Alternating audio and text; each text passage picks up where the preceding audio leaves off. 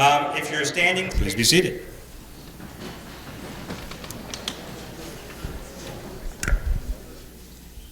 Warning for the Town of Townsend 2016 annual meeting. The legal voters of the Town of Townsend are hereby notified and warned to meet at the Town Hall in Townsend, Vermont, Tuesday, March 1st, 2016 at 9 o'clock to act on the following articles. If there's no objection, I'll refrain from reading the entire warning to you. Seeing no objections, good morning. Welcome to the Townsend Town meeting. Hope the past year was good to you, and welcome back. And special welcome to the new residents of Townsend and those who have never attended a town meeting. It will be quite a ride again this year. My name is David Lebo. It's my pleasure to serve as the town moderator for the past year, and will continue serving as moderator until my successor is chosen as early as Article 1. The role of moderator is to explain procedural questions and ask any questions if you need to clarify any motion or amendment that's on the floor. You have the right to challenge any of my decisions if you feel I've made an improper ruling. Voters should check in at the entrance and receive a ribbon. You must have a ribbon in order to vote. That identifies you as a registered voter. Non-residents are not allowed to vote, and they are allowed to participate in discussion as long as 2/3 vote gives them that privilege. Before you speak, please stand and state your name. We have a microphone that's going to be passed around. Yes? Do we have a microphone that's going to be passed around? Sure. We have a microphone that's going to be passed around. The meeting is going to be audio taped and video recorded. Robert's Rules is the basic rules of order, although I didn't do a lot of studying, so I'm winging it. Help me out here a little bit. All motions should be addressed to me. There should be no discussion between residents. Articles must be moved and seconded and restated by the moderator before discussion may begin. Articles may be amended and amendments amended once, with voting proceeding from the last proposal amendment in reverse order. Gets kind of confusing. I'll help you out. Debate may be cut off with a 2/3 majority by calling the question. However, you must have the floor, and it goes in order of hands. So if you don't have the floor, please don't scream out, call the question. You may speak once per motion, and then everybody else gets a chance to speak, and then you may speak only twice, unless you get 2/3 majority. No personal attacks. I'll rule you out of order, and the constable can remove you, and there's a $200 fine if you are disruptive. During elections, only the person nominated will be allowed to speak, and just to give a brief introduction if we don't know them well. When voting by paper ballot, please come up through the center aisle and exit the sides. If you cannot get to the ballot box, please ask for it to be brought to you, and we can bring the ballot box around. Turn off your cell phones and pagers. Anybody still have pagers? Leave your ribbons in the basket when you leave in order to save tax dollars. Just a reminder, this meeting is being recorded by Brattleboro Community Television for broadcast on Comcast and Southern Vermont Cable. Residents can watch the meeting on Channel 10 or online at brattleboro.tv.org. So, up on stage right now, we have, or should I introduce you guys later? Later? Introduce you later? Okay, right now I'll entertain a motion to recess the town meeting. Oh. What?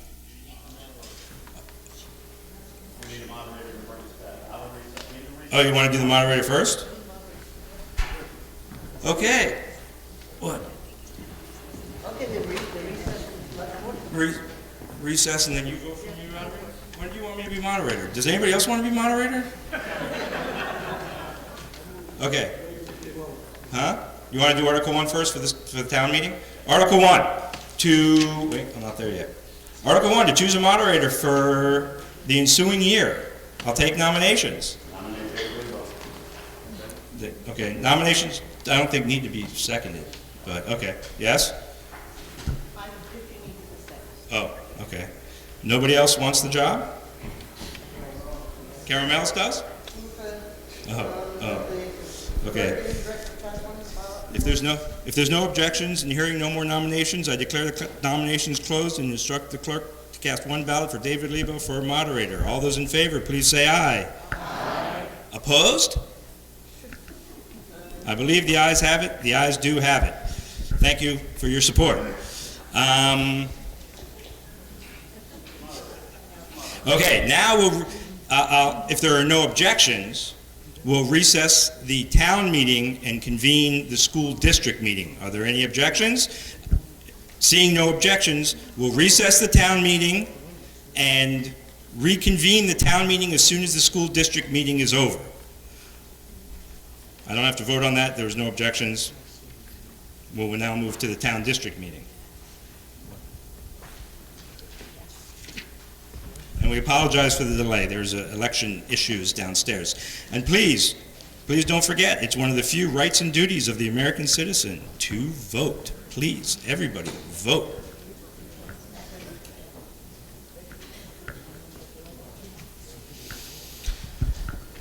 Ready? Warning. The legal voters of the town of Townshend in the county of Windham and the state of Vermont are hereby notified and warned to meet at 9:05-ish a.m. in the town hall in said town of Townshend on the first Tuesday of March 2016 to transact any of the following business and act upon the following articles. Article 1, to elect a moderator for the term of 1 year.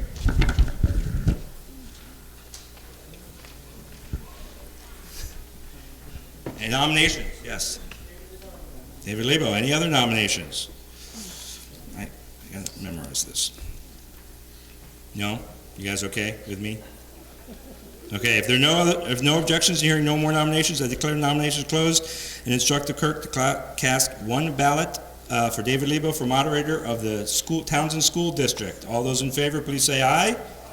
Opposed, no. I believe the ayes have it. The ayes do have it. Thank you very much for your support. Article 2.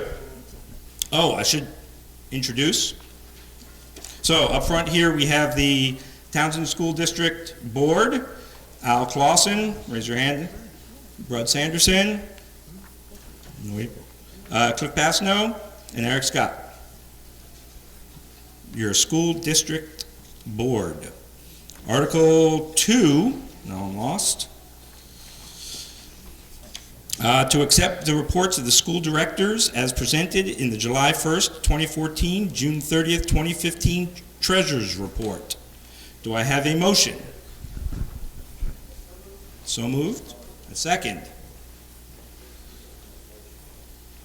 Second. Discussion. You made the motion. Does the person who made the motion have something? You can talk to the motion first? No? Nothing specific? Anybody have any discussion? In the back of the room, sir. Do you need a microphone?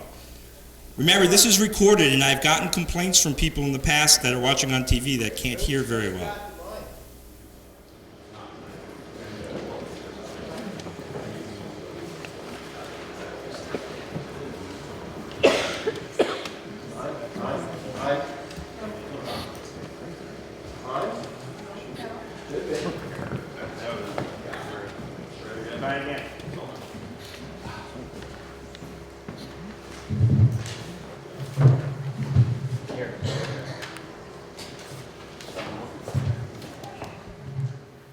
Okay. I'm Rick Hagee. I'm from Townsend, needless to say. This is probably going to come up at a couple of things that are probably going to come up at a later date. I do appreciate the effort the school board went to create the balance sheet that they left back there. We would like to see that in the town report because that makes it a whole lot easier to see the deficits and the surplus that are occurring. Just a simple matter of observation. And again, this is something that may come up in the town meeting. The WCSU school board budget, which is normally put in the town report, is not there this year. Since the taxpayers have no say except through their representatives, it is nice to be able to look at the budget for WCSU and see how much that's changed over the years because it is a large expense. Okay, so those are my two comments on this. Okay?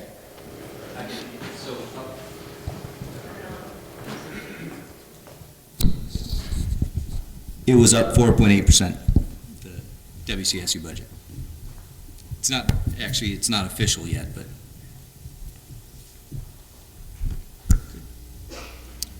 Any other discussion?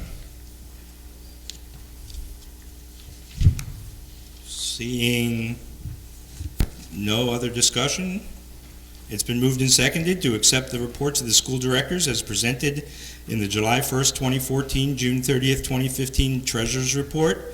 A yes vote passes the motion, a no vote defeats it.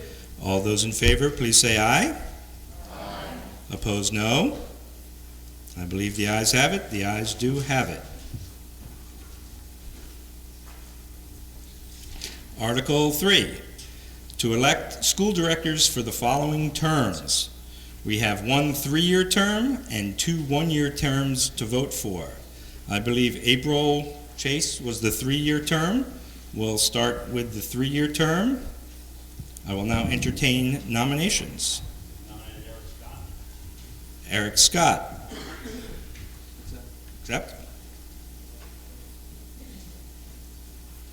Any other nominations?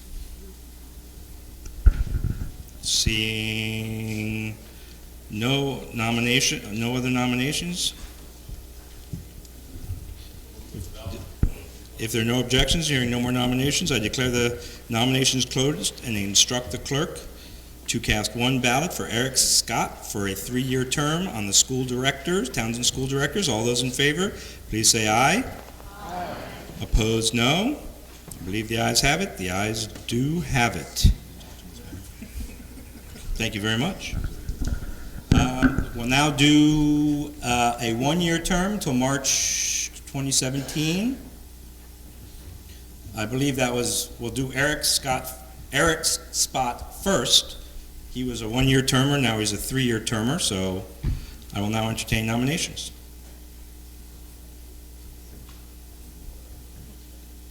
Carol Mills. I accept.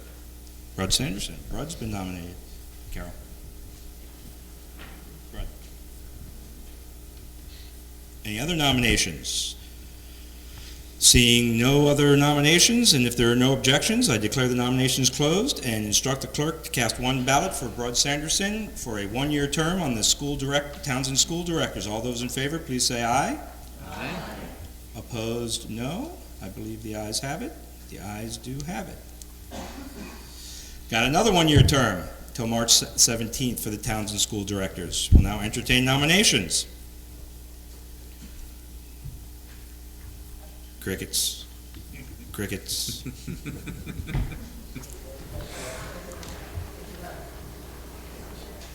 And what do we do if nobody gets elected? Does the select board or the town, you guys appoint somebody? They appoint someone? The town board or I hear Kit's voice, I don't see him, there he is. Huh? The school board appoints, right. Any other nominations? Yes. I nominate Mans Jennings. Where? There. I accept. Okay. M-A-N, spell your name? M-A-N-S-E Jennings, okay. M-A-N-S-E Jennings.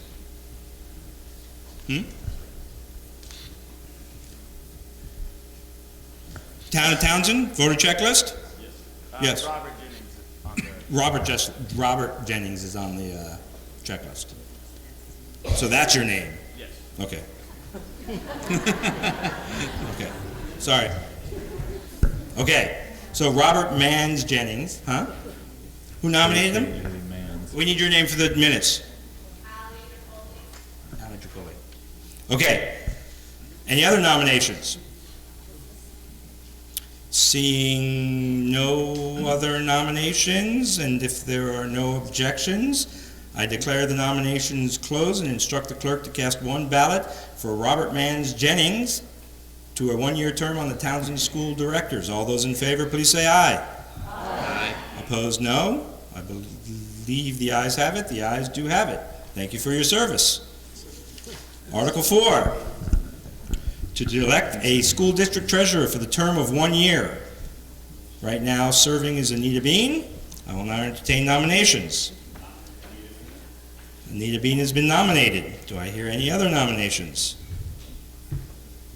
Seeing no other nominations, and if there are no objections, I declare the nominations closed and instruct the clerk to cast one ballot for Anita Bean for a one-year term as the school district treasurer. All those in favor, please say aye. Aye. Opposed, no. Believe the ayes have it. The ayes do have it. Article 5. To compensate the Townshend School District officers, treasurer, $1,790. School directors, one chair at $500 and four members at $250 each. $250. Nice. So moved. Who's the second? Sorry, I'm goofing around. Charlie's the second. Marching. This is the same as last year? Yes, same as last year. Moved and seconded, is now on the floor. Is there any discussion? Seeing no discussion?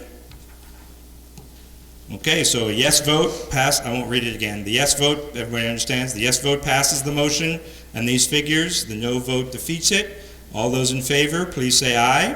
Aye. Opposed, no. I believe the ayes have it. The ayes do have it. Article 6. Shall the voters of the Townshend School District approve the school board to expend $1,556,825, which is the amount the school board is determined to be necessary for the ensuing fiscal year? I believe that's the motion. There is information within that article as well that you can read on your own. Everybody see it? You want me to read it to you? No? Okay, well, somebody make the motion and then I'll read it. So moved. So moved? Second? Second. Second, Charlie? Okay.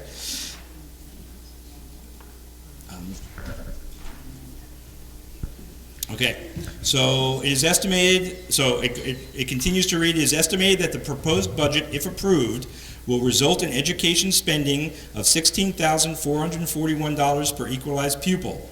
This projected spending per equalized pupil is 2.2% lower than spending for the current year. I believe some of this information is on page 50 of your town report. I have that written down. So the motion is the $1,556,825,000. It's been moved and seconded. It is now on the floor. Is there any discussion? Would you like me to start with an overview? Who made the motion? You want to speak first? The maker of the motion always gets the opportunity to speak first. Okay. No? That's why you should make the motion. Okay, go ahead. Okay, so let's start with the page 50 that David just mentioned. So yes, the budget is $1,556,825. That is a 4.7% increase over last year. If you look down to local ed spending, though, we're down 4.5%. And the spending per equalized pupil, which is noted in the article, is down 2.2%. The estimated equalized homestead tax rate, down 6.3%, down to 16657 versus 1772 previous year. For an estimated combined school tax, including Leland and Gray, down 7.5% to 1.553 versus 16811. So an all-around a good year for us. If you compare us to other schools in the district, there were 5 that were down year over year on an equalized per pupil basis. We were one of the lowest of all the towns, of all 11 towns. So pretty good job. And then also to support all of this, as was mentioned in pre-town meeting, Rick suggested that we have a balance sheet to go along with this to kind of show the flow. I think everybody knows that we were in a hole at a certain point a couple years ago, and we've been spending down some of that deficit. So if anybody, did anybody or not get the balance sheet? If not, it's in the back. Let me just run through it real quick. So in FY13, we actually started the year with a fund balance, positive fund balance of $57,000. Unfortunately, we had revenues that were less than our expenses by $164,000. So at the end of the year, that year, we had a ending fund balance of negative $107,000. In FY14, we decided to double down, and we were down another 108,000 for a total of down 215,000. Over the last couple of years, couple cycles, couple budgets, we've improved upon that. In FY15, we actually pulled back $89,000, so at the end of the year we were down $125,000. And in FY16, our current budget, we anticipate that we will be down only 10%, $10,000 at the end of the year. So rolling into FY17, the budget that we're voting on, we'll have another $10,000 that we need to claw back. So it's been a tough road to get here, but we're finally almost back to a nice balanced budget. And that's how we got there. So hopefully that helps. And that was all I had. We'll entertain questions about any of the details. Any further discussion? Yes, sir. With the microphone in the back of the room. Is there a mic back there?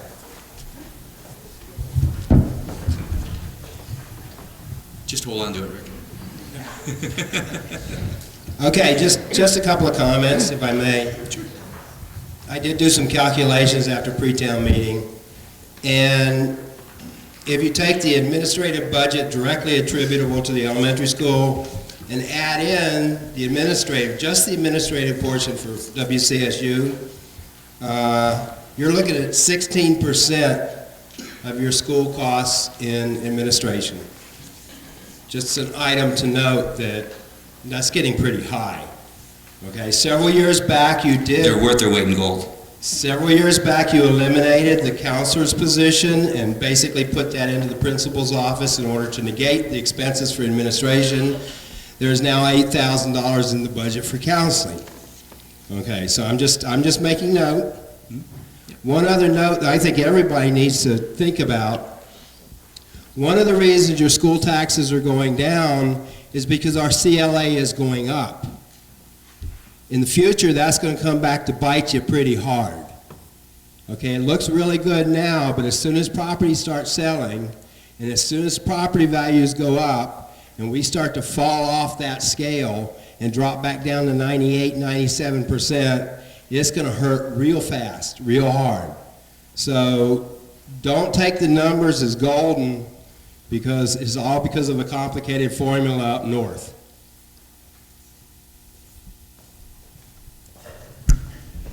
Wait, further discussion. Microphone.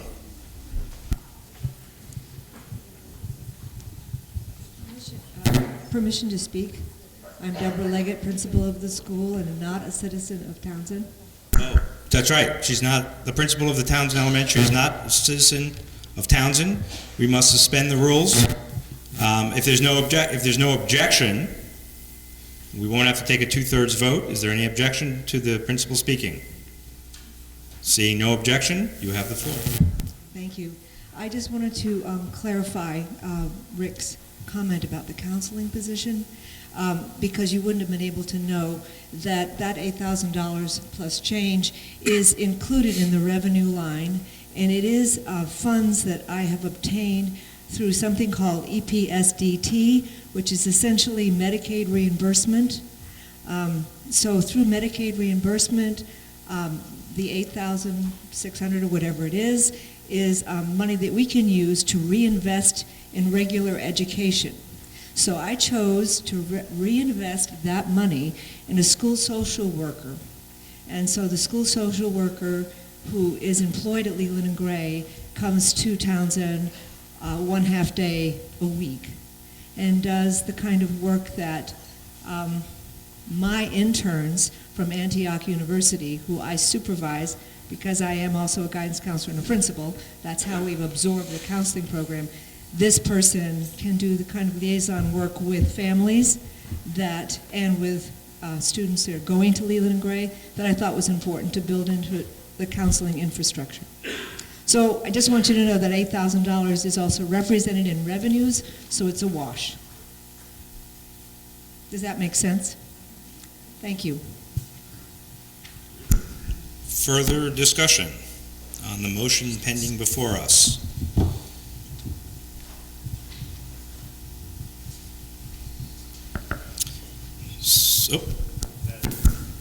Are you returning the microphone or are you speaking? No? Oh, thanks, Rick. Next year you can bring your own mic. Seeing no further discussion, we have a motion before us that I need to read. We have a motion before us. Shall the voters of the Townshend School District approve the school board to expend $1,556,825, which is the amount the school board has determined to be necessary for the ensuing fiscal year? A yes vote passes the motion, a no vote defeats the motion. All those in favor, please say aye. Aye. Opposed, no. I believe the ayes have it. The ayes do have it. Article 7. Shall the voters of the Townshend School District authorize the school directors to borrow money in anticipation of revenue? Come on, guys, speak up. So moved. Say it. So moved. So moved. Al. Second? Carol. There's a bunch of people out there. Okay, any discussion? Can you explain circumstances under which you might need to borrow money, or how much? Yeah, sure. I mean, generally this happens because of the cycle of monies that we receive from the town quarterly, usually around the end of the year, March, April, May. We may need some monies, and that's definitely happened in the past when we've been in a deficit situation. Probably not, it wouldn't be much this year, I would imagine. Much being 50, 75. $1,000. And it's a very short-term I'll loan. borrow $50. No. Heck, I'll I mean, We'll remember that. Any further discussion? Seeing no further discussion, there's a motion. Shall the voters of Townshend School District authorize the school directors to borrow money in anticipation of revenue? A yes vote passes the motion. A no vote defeats the motion. All those in favor, please say aye. Aye. Opposed, no. I believe the ayes have it. The ayes do have it. Article 8. Shall the voters of Townshend School District authorize the school directors to spend unanticipated funds such as grants or gifts that may be received by the district for school purposes? So moved. Charlie, yeah. Moved to second. Any discussion? Seeing no discussion. Motion before us. Shall the voters of the Townshend School District authorize the school directors to spend unanticipated funds such as grants or gifts that may be received by the school district for school purposes? A yes vote passes the motion, a no vote defeats it. All those in favor, please say aye. Aye. Opposed, no. I believe the ayes have it. The ayes do have it. Article 9, to set the date and time of the annual meeting of the Townshend School District for the first Tuesday of March in the year 2017 at 1 p.m. We're going to flip-flop. So moved. Any discussion? Not really? Okay. All those in favor of having the town meeting, the annual school district meeting, first Tuesday in March, 2017, 1 p.m., please say aye. Aye. Opposed, no. I believe the ayes have it. The ayes do have it. Article 10, is there any other non-binding business to come before this meeting? Yes? Just a question. When is the next audit of the school? When is the next audit of the school funds? well, they're just wrapping up this last one, and we will, I just was promised by the CFO that we would get it sometime mid to late March. It's a little later than he anticipated. So the full audit will be done for previous fiscal year. So we could see that in the next town report? Yes. Sure. So you'll see the audit that's being completed now by the end of March in next town report. Any other non-binding business? Do you have Yes. Do you have non-binding business? I don't think it's any mystery that this upcoming year is going to be quite a challenge, not just for for our town, but all towns in Vermont, with Act 46. So there's going to be lots of additional work that our board will be doing, and we thank you for your support that you gave us in the last meeting to pursue every avenue. And so we'll have lots of discussions. We will continue to actively engage you folks in the process. Currently, we just had our first meeting with Stephen Dale. We told you that we were going to be seeking study committees. This is a study committee funded by the states, $5,000, very small study. But what it's supposed to do is get our district headed in the right direction. And from there, we'll move on to further exploratory committees. But we will continue to ask you throughout the year to please join our meetings. We'll do the same thing we did in January, where we said we're going to devote most of our meeting to Act 46. So we'd like you to continue to come to those meetings and help us do the right thing for you.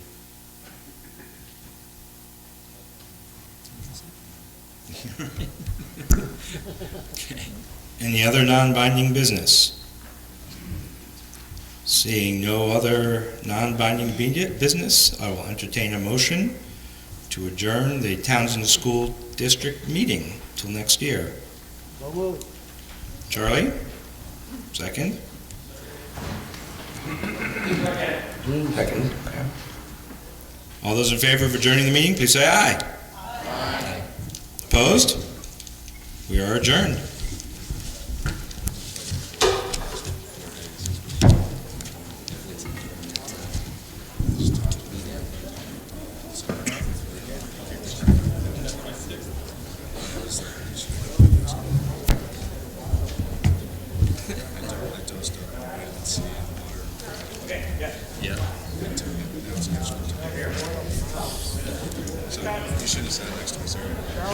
Okay, wait, before we get too rambunctious, well, we're in between meetings, so I don't need to do anything really. If there's no objection, we're in between, we haven't started the town meeting, we're in recess right now. We have Representative Long and Senator Balint. Did I say that right? Balint, sorry. Senator Balint here that would like to say a few things and answer any questions. So why don't you come on up front? What? Oh, Mans, can you come up here? They want to swear you in, buddy. And Eric, you gotta get sworn in. Yeah. Okay. I'm fine.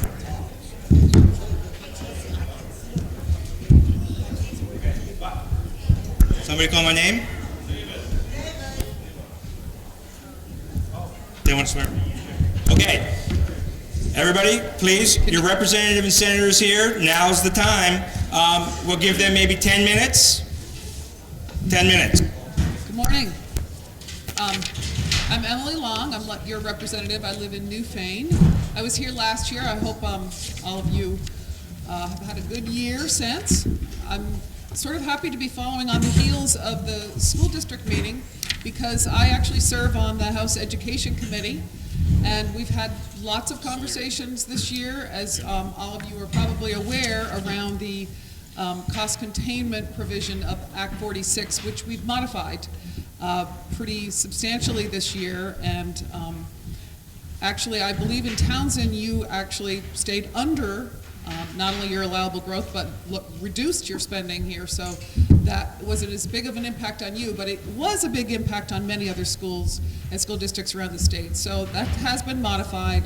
We're still working on other issues around Act 46, and we're looking also at the funding and the delivery of both special ed and technical education. So those are some of the topics that we're working on real hard. Things have been very busy up there in the State House. We started off with a real bang this year, and it continues to happen both in the House and in the Senate. And I'm very fortunate, and so I think are you, to have Becca Balint joining us today, who has done some incredible work for us up in the Senate, and we're really lucky to have her here. So I'm going to turn this over to her, and maybe if if it's okay with your moderator and the rest of you, hopefully we'll have a chance to answer some questions as well. So, back to you. Good morning. So as Emily said, I'm Becca Balint. I live in Brattleboro, one of your 2 senators for Windham County. And one of the things I wanted to talk about today is how in the Senate we serve on, hi Roger, nice to see you. Good morning, Ann. I serve on 2 committees. My morning committee is economic development, and my afternoon committee is institutions. And mostly in institutions, we deal with state land, state buildings, things along those lines, state parks, funding for our state fairs and our town fairs. But what we've noticed is that issues related to education and economic development really touch on all our committees. And last year, we had an opportunity in the Capital Bill to fund an upgrade for the Vermont Technical College labs. What we've realized is there's a huge percentage of our graduates in Vermont that do not go on to 4-year colleges. They have a very difficult time finding work. And we have available jobs throughout Vermont, and specifically here in Windham County, but there seems to be a mismatch between the skills that many of these students have and the jobs that are available. So one of the things that we did is we gave a challenge to Dan Smith, who's the president of VTech, and we said, if you can raise a certain amount of money, we will appropriate funds from the Capital Bill to help you upgrade your technical lab so that we can keep more of those students here in Vermont. And I was able to visit those labs last week, and it was very satisfying to see not just your dollars at work, it's something that's very important to all of us in strengthening our workforce, but to be able to talk to him and have him articulate for me the number of students he's been able to retain at Vermont Technical that we're looking to go elsewhere because now we have labs that are more up to date. It was very satisfying for me to see work that I did in my committee help folks back here in Windham County that are looking to continue their education but aren't necessarily looking to go on to four-year degree. The other issue that has been very interesting to me in looking at the issue of economic development throughout the state and in Windham County is the issue of housing and how we have a dearth of affordable and appropriate housing at all levels, not just at the lower income level. And the levers that we can move to try to make housing more affordable are, there are many levers that we can move, but we can't make great strides all at once. So we have to try to make incremental changes. So I've been meeting with a representative from Addison County, whose name is Fred Baser, and we met at an economic development summit, and we both came to the same conclusion, which was we can't make strides in economic development in Vermont until we really address our housing crisis. We know we need more workers, not just for our jobs, we need them for our school enrollment, but we can't attract those families here because of the available housing stock, okay? We sometimes attract people to jobs at the retreat and at the hospital in Brattleboro, I'm sure at Chroma and GS Precision, some of the other jobs. They come, they look at the available housing stock, and they decide not to take the job.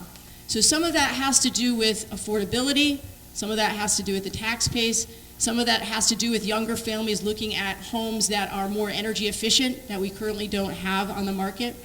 So I am making a plea at every meeting that I'm at today for people to really reach out to me as someone who sits on the Senate Economic Development Committee for any creative ideas and solutions that you have for increasing the available housing stock here in Windham County that will be more appropriate and affordable for the families that we're looking to retain and to attract.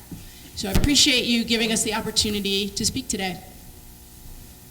So before we open to questions, or before David opens it to questions for us, I just wanted to make mention of one other issue that Becca and I have been working on with your Selectboard and others, and it's about the Townshend Dam. You're all aware, I know, that Townshend Dam has had a lot of issues around it, and the town of Townshend has issues with some of the things going on at the Townshend Dam. So the silt problem that you're all very familiar with is ongoing. I had not heard, and this is sort of all new to you guys as well, because I just this week was able to finally reach the Connecticut River Valley Flood Control Commission. We had met along with your Select Board and Planning Commission members with Becca, and I went down to Greenfield, met with them last December When we left that meeting, what we heard was they were quite receptive in my mind to having a conversation and seeing ways we can try to mitigate some of the issues going on. They were going to contact the Army Corps of Engineers. They were going to send a letter, and what I found out after was that not only were they going to send a letter, they were trying to meet with them. I spoke to one of our two representatives on that Flood Control Commission this week, Tim O'Connor from Brattleboro, and he said my call was timely to him because he was a little concerned himself that nothing had been going on, so he had followed up for me after he heard from me, and they're meeting again this Friday, and they're trying to schedule a meeting for the 18th with the Army Corps of Engineers. What I was told was the Army Corps of Engineers had not responded to initial outreach, I guess. I'm not sure what happened there. But I'm putting out the 18th for Kathy and others who may want to participate in that conversation. I think the 18th is a day that I'm probably in Montpelier, and so is Becca. But I want to make sure, and I've asked to make sure that they contact the officials in the town of Newfane, the town of Townsend, so that you guys can all be aware of what's going on. So, well, Newfane probably doesn't want it, though. So I just wanted to update you on that. I don't think this is anywhere near over. There's still the conversation around the pilot, the payment in lieu of taxes piece, but one little step at a time, and I hope that we can get some answers. So I hope you'll be able to attend that meeting. And I will too if I can. So. Anybody have questions? Yes, in the back, Rick. We don't have another microphone, so just yell loud. Where's the microphone? I'll do it again. First thing I want to say, having come to town meeting many, many times, I think this is the first time we actually had a Windham County senator show up to see us. I want to make note of that. For a lot of reasons. Thank you for coming. Okay, the only other thing, I've been talking with Al Clausen in the school board. A couple of years ago, I know it was happening up in, there was some talk up in Montpelier anyway, but what became of the idea of making the state fund and take care of all special education costs? Because all school numbers, Townsend, everybody's school numbers are skewed by students who may move in one year, may move out another year. You've already got it set up at the supervisor unions so that every bit of the special education staffing comes out of there. There's no reason the state couldn't just take it over, pay 100% of it. Sure, some of that money would come out of the aid to schools, but it would give schools a better chance of showing people what their regular operating costs are. Because when you get, what'd you get hit with, $200,000 a couple of years ago? Higher than that, off the blue. And that really, really skews the education costs. And so the state's already got everything in place to take it over, and then if the state were paying 100% of it, they might start looking at some of these little special things that really aren't quite as necessary as they tell the schools they are.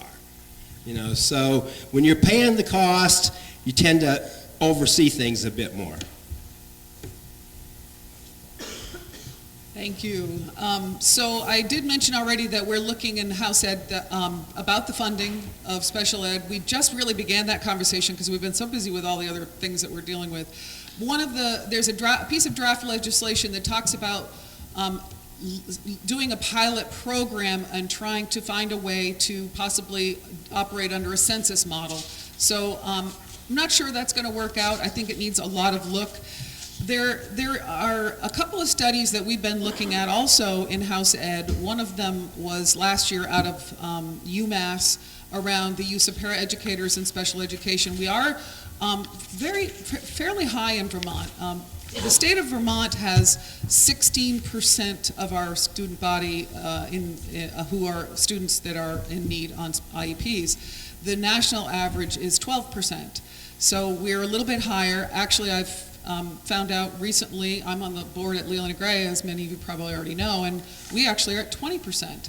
of our student population. So it varies around the state, but average in the state of Vermont is 16%. It's a substantial piece. And Rick's questions are all legitimate. We do need to be looking at this. The new study that came out, which was a result from Act 46, it was an adequacy study. Much of that pointed to special education as well, and the use of special education paraprofessionals. So the costs associated with that are impacting our school systems, but the feedback we've received on the House Education Committee since we've started this conversation has been pretty powerful from our school systems, telling us the need for paraeducators in the classroom is great. So the problem is the need is great in our school systems. That is without a doubt the truth. We are seeing children coming into schools with much greater need than they ever had in the past, and poverty plays an awful lot of role in that, a big role in that. And so there are many things that we need to be looking at, but I will say, as far as the state taking over the special ed itself, there doesn't seem to be too much push to go at the state level at this point in time, but it does seem to be a regional thing. So if we can spread those expenses out across a larger region, and I think that's where we're headed on this conversation for now, and maybe down the road, it'll be the next step might be even larger, and maybe down to at the state level. We still only get 20% funding from the feds on what we had said what we were told we were going to get back in the 70s when IDEA passed. And actually, it's a higher number now. I think we're 22%. At one point, we were down to like 16% is all we were getting, and we were promised 40%. So we're all picking up more of that on our own here in our communities. But the need is great, and we are committed to making sure that all of our students have equal access to a great education, and that includes even those who are in more need than others. So, I don't know if you want to. Yes. Share the microphone. My name is Sally Newton, and I live in West Townsend, and I have a question about Act 46. That is the kind of consolidation that they're talking about is, I think, a really major changes, and I'm wondering, I believe that the schools in our area are doing an excellent job, and I'm wondering what kinds of studies have been done to find out, number one, is this really actually going to save us money? And number two, is it going to improve the education for the kids? I have a sister-in-law who lives in Maine, and they did consolidation up there. She works in the education system up there, and now they're going back the other way. So I just would encourage you to study other communities that have been through this before we jump into this and make these major changes, which are really going to affect not only the students, the schools, but the communities. Communities lose their little schools. That's a major thing. It just takes the heart out of community. And I just would implore that you are really thorough about your research here before we are pushed into this, because we are going to be pushed. So I know I talked to you about this last year. Act 46 passed last year. It is legislation. The tweak we did to it was just around the cost containment and not around the things that Sally's bringing up. But there is a reality which I need to share with you right up front. Number one, Act 46, while there may be financial benefits from some forms of consolidation that are being considered around the state of Vermont, that wasn't the driving factor behind Act 46. The real driver has been about the loss of educational opportunities for our kids. And this is, we have great schools here in Windham County. I've lived here my whole life. I've supported them. Like I said, I've been on school boards for 21, 22 years here. I have a huge amount of commitment to public education. But the fact is that we still continue to lose and drop enrollment in this state. We expected to lose another 800 students out of our population, our student population this year, and we ended up losing 1,200 students this year, which was really quite unprecedented and a big surprise to all of us to see the numbers go down that rapidly in 1 year, which wasn't predicted. If that trend continues, it's going to look even worse for us. Where I'm worried about is the actual loss of our local schools, our small community schools. And that's going to happen without some conversations that are taking place within our communities. You have just heard from your school board talking about the conversations that are beginning here locally in Townshend and in Wyndham Central. I think this is really important that you attend those meetings, you tell your community and your region what you value about public education, and you do the best thing you can to make sure that you preserve what you believe is right. But at the offset of this, there's no question that schools are closing. We actually have a local school right here, Brookline, who made the decision on their own as a grassroots, conversation and decision to close their local school. But it was because tax rates were going up so high. That's what drove that decision that they made. So if there's ways we can actually find ways to collaborate across town lines, then we should be doing that for our kids to make sure that our kids are getting the opportunities they need, they deserve. Brookline students really did pick up a lot more opportunities when they moved into the Newbrook school.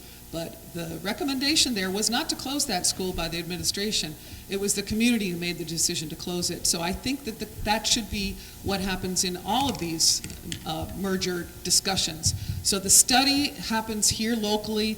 That's where your voice is so important. Make sure you're involved in that study. Make sure you have a chance to say what you believe your community should be doing to support their schools.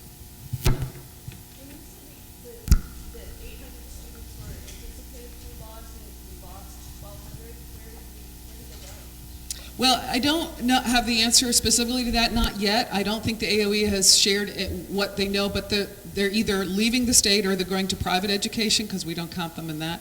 But I will tell you it was unprecedented. And if you look at the graph that shows you our decline in enrollment, we've had a very steep decline. But we're at the place where it's supposed to start leveling off a little bit, although we don't see it stopping in the decline even through 2025. So we still anticipated a decline. We just didn't anticipate a bigger one this year that we had. It could have been just a blip this year, and that's what we're hoping was just a blip. So, I don't know. The other thing, too, it's a great question. Where are these students going to? And we've all seen, those of us who are in the legislature, we have seen the trends that we knew it was going to continue to decline. We did anticipate. We were wrong. We thought it would start leveling off, so it was a steeper drop than we thought. One of the things that I have learned in the last year is that in Vermont, we also have a higher than the national average of students who are homeschooled. And it's significantly higher. And that does impact the number of people in the public schools. So it will be unclear to me whether the AOE numbers, Agency of Education numbers, will reflect to us specifically who's going to private education, who has opted out and decided to homeschool, how many of those families are moving out. But it is a factor, and I see it in my community in Brattleboro. And my kids are both students in the public schools in Brattleboro. I taught in the public schools for years in Wyndham County in several small schools. Emily and I both feel the same way. We want to make sure that we are able to support the health of our public schools long term. And we're going to have to do some things differently if we continue to see these declining numbers. We've got to be more nimble. I do not want to see public school continue to take a hit. I'm a believer in it. I believe that we need it for not just strong civic involvement of our kids, but strong communities. And so Act 46 may not solve all the problems that we are trying to solve here. But like Emily, I believe it's an important step in this dialogue that we've needed to have for a long time about the trend in declining enrollment and what we're going to do about it. So I know I speak for Emily. We meet every week, Friday mornings, the two of us. It's sort of the meeting of the House and the Senate together to talk about many issues. Please reach out to us.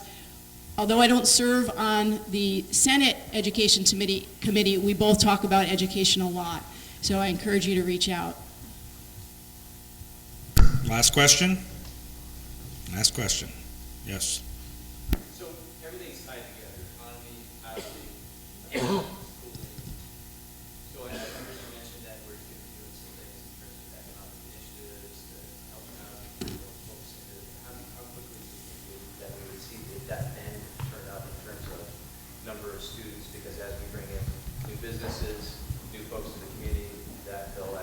kids, and we should start to see an uptrend in that, I would think. So I'm looking in Senate Economic Development, we're really looking like 15, 20 years out. And so there are, as you imagine, are no quick fixes. Some of this is a cultural shift that needs to happen around development in Vermont. We've been fiercely protective of our lovely landscape, and for good reasons, for many, many reasons. And the conversation I know often in my town in Brattleboro, we are very much anti-development, even when it's a housing project. And I understand why. I really do. There was a housing project that was very controversial in my neighborhood in Brattleboro. I was going to remove one of the few open green spaces in downtown Brattleboro. Whether that was the right project or not, you know, time will tell. However, I do know when people come to testify before my committees, there's a real tension between embracing a new kind of housing. So they're going to probably be smaller houses, they're going to be on smaller lots, they're probably going to be much more energy efficient, they're going to look different than the housing that we're used to, and that makes people uncomfortable. And we see this throughout the state. I know when I served on the Development Review Board in Brattleboro, there was one issue in a particular neighborhood where somebody wanted to have a smaller home on a lot in town. It didn't necessarily fit with the neighbor's view of what that neighborhood should look like. It was rather contentious. So I mention it because we feel so strongly about what Vermont should look like and be like. And so any sort of change in the way housing is going to look like is going to take time. And I kind of hate that answer because I would like to see, I see the number of kids in poverty in my child's school, Green Street School in Brattleboro. It's at 70% kids qualify for free and reduced lunch. It's terrifying to me. And so I would like to see it move more quickly than that. What's hopeful from where I sit is we have great jobs available in Windham County. GS Precision just expanded their business. We have great jobs at Chroma. If you're interested in working in the tech field, it's going to continue to grow. If we do not have housing for those workers, those businesses are not going to decide to expand, and they may not even decide to stay. And I don't tend to be a doom or gloom person, I'm really not, but I do think we need to be smart going forward about what those housing projects could and should look like. So. And I'll just quickly follow up. I don't want to take up too much more of your time on this, but the connection between career and between education in general, but between career and technical education and our workforce and our colleges and all those things, those are conversations we're having all the time. We, in House Ed, we have the college systems coming in and testifying all the time. We have the tech centers coming in. We are trying to figure out a way to make sure that we have internships, we have opportunities for students to stay here in the state of Vermont, have their children here. They need to be paid a livable wage. There is no question about that. They need to be able to afford housing. Those are two really big things. So business, there is a lot of focus on what can we do to improve business, but there are jobs out there. We just have to make sure that we have the workforce that is trained and able to take those jobs. We don't, or at least to bring in families who can support our communities coming in and taking on those jobs. So I also wanted to just mention, this is off topic, but before I forget, because I know I'm going to forget, I brought in the Doyle poll, which I hope you will all, I stuck it on the back table there, I hope you'll all fill it out, because there are questions on there that really do help influence policy in the state of Vermont. So please fill that poll out. And there's also a report that I brought you from me. And I just wanted to make sure that I mentioned that I spent some time at Leland and Gray in the last year looking at their really creative after-school programming. And I would be remiss in not mentioning that it really is, what they're doing there is a model for other schools statewide, really thinking about getting kids career ready. They're ready to start talking about what they want to be doing, from middle school on up. And I've been very impressed with the work that's been happening there.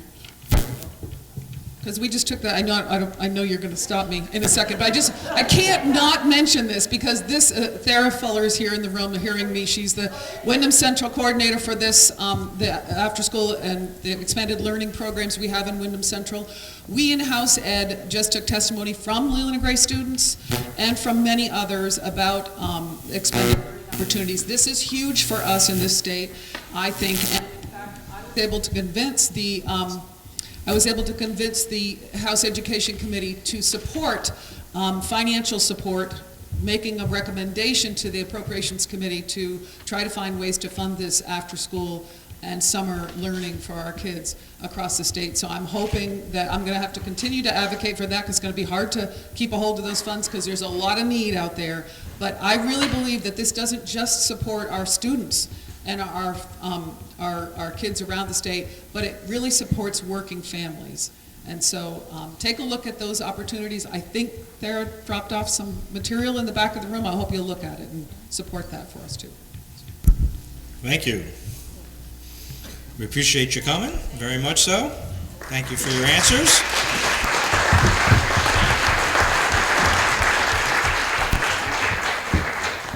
And please, if there's more questions, there was another hand, feel free to contact them at any time. They are very accessible. I don't know their website, but I'm sure we can find it. I forgot a page, before we adjourn, I forgot a page that I was supposed to announce before. The papers that are around town, up front, they reminded me, up front there's a petition to return the Townshend Dam to a recreational lake. If you believe, please sign the petition. When you vote, not now, when you come up to vote later, you can sign the petition. In the back of the room, very important, the 2016 budget worksheet. We'll be discussing that in a moment. The Doyle poll is in the back too. There's a whole bunch of other stuff in the back. I won't go through it. But importantly, get to know your hometown. You can buy a Stitch in Time today for only $25 from the Historical Society. The regular price on the web is $30. The books are for sale in the back of the room. She's holding one up right there. I have one. Great book, History of Townshend, if ever you wanted to know. So please pick up your Stitch in Time. And lunch will be provided today by the Townshend Fire Department. Donations are appreciated. If there is no objection, or should I take a motion?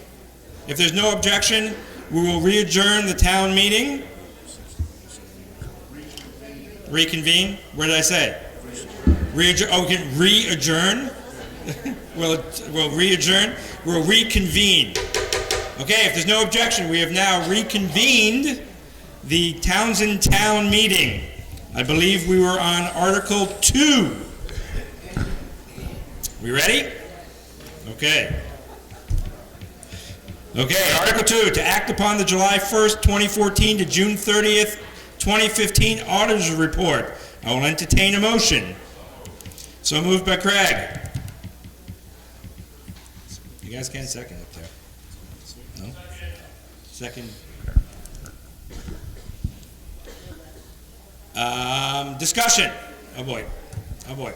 Who wants to start? Okay. Person to the maker of the motion can't speak against it though. Yes, sir. In the back. Oh, you need a microphone. Oh, yeah. Is there money in the budget for microphones? I just want to make one comment. Everybody knows who I am now, right? Okay. I think we're good. Okay. I was going through the town report, and I saw at least one picture that I took, maybe two. I've always given pictures to the town. All I've ever asked is credit. There was no credit in there. That doesn't bother me as much as going out on the internet, taking pictures, putting them into print, because that puts the town at risk of being hit with copyright violations. So any picture that's in that town report that came down off the internet without absolute permission is essentially putting you at risk. And I believe there was a business in Vernon within the last couple of years or so that accidentally used a picture they got off the internet that they thought was free use. and they've been hammered with legal stuff by the owner of the picture.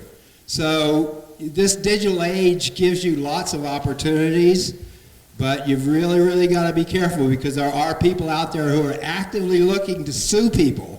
So they look to see if their images are being used anywhere. So I just want to make that as a comment. Thank you.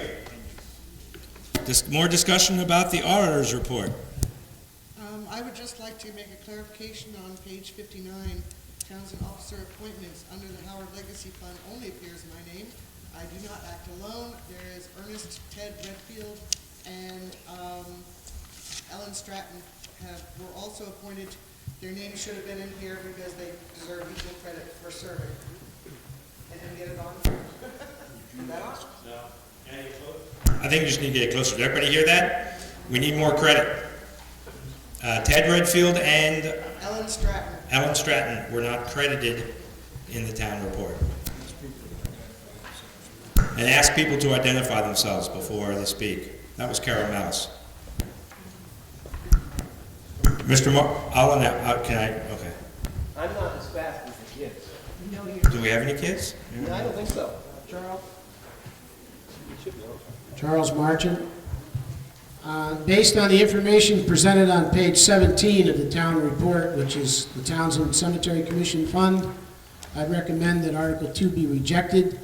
This article, this page is grossly incorrect.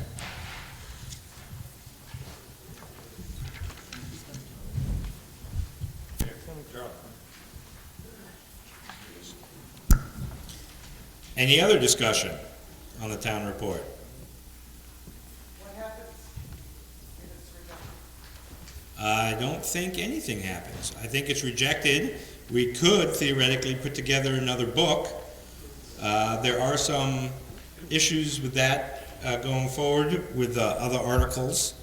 In years past, it has been rejected, and I believe it was re-voted on at the next, you could have a special town meeting, or theoretically, you could just vote at the next town meeting to accept it.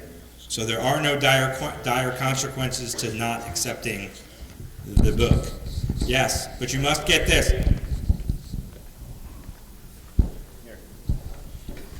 I did some research over the week. So my name's Dale West. I'm a resident of Townsend. We talked about this at the pre-town meeting. I actually did some research and looked up the state statute. The auditor's report needs to be read and delivered to the taxpayers within 10 days prior to the annual meeting. There is no requirement that it needs to be accepted or approved at that time, and that's all it is under VSFA statute 24 dash whatever there's / 1681 and 82. 1681 and 1682. So I think we need to have some clarity on it, but I did look it up, and basically that was the gist of it all. It's very small on the auditor's report.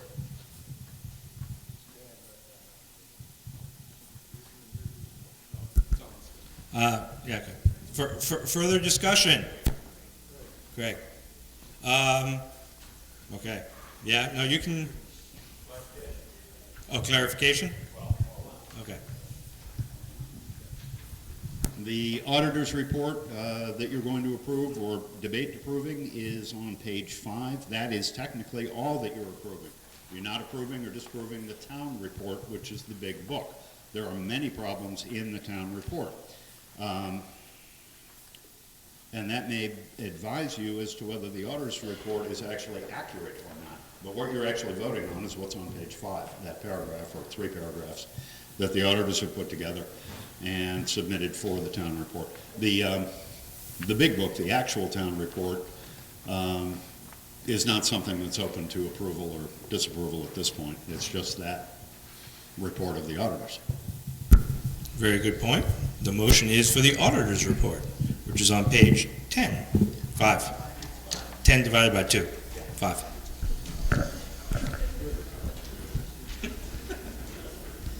Okay. Any further discussion? Seeing no further discussion, further discussion. I just wanted to look at the audit report real quick. Can everybody hear me?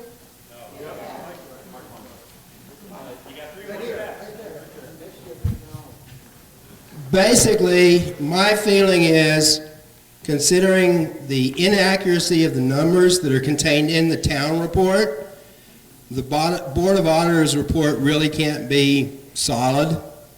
So I'm with Charlie, and I would recommend that you vote no.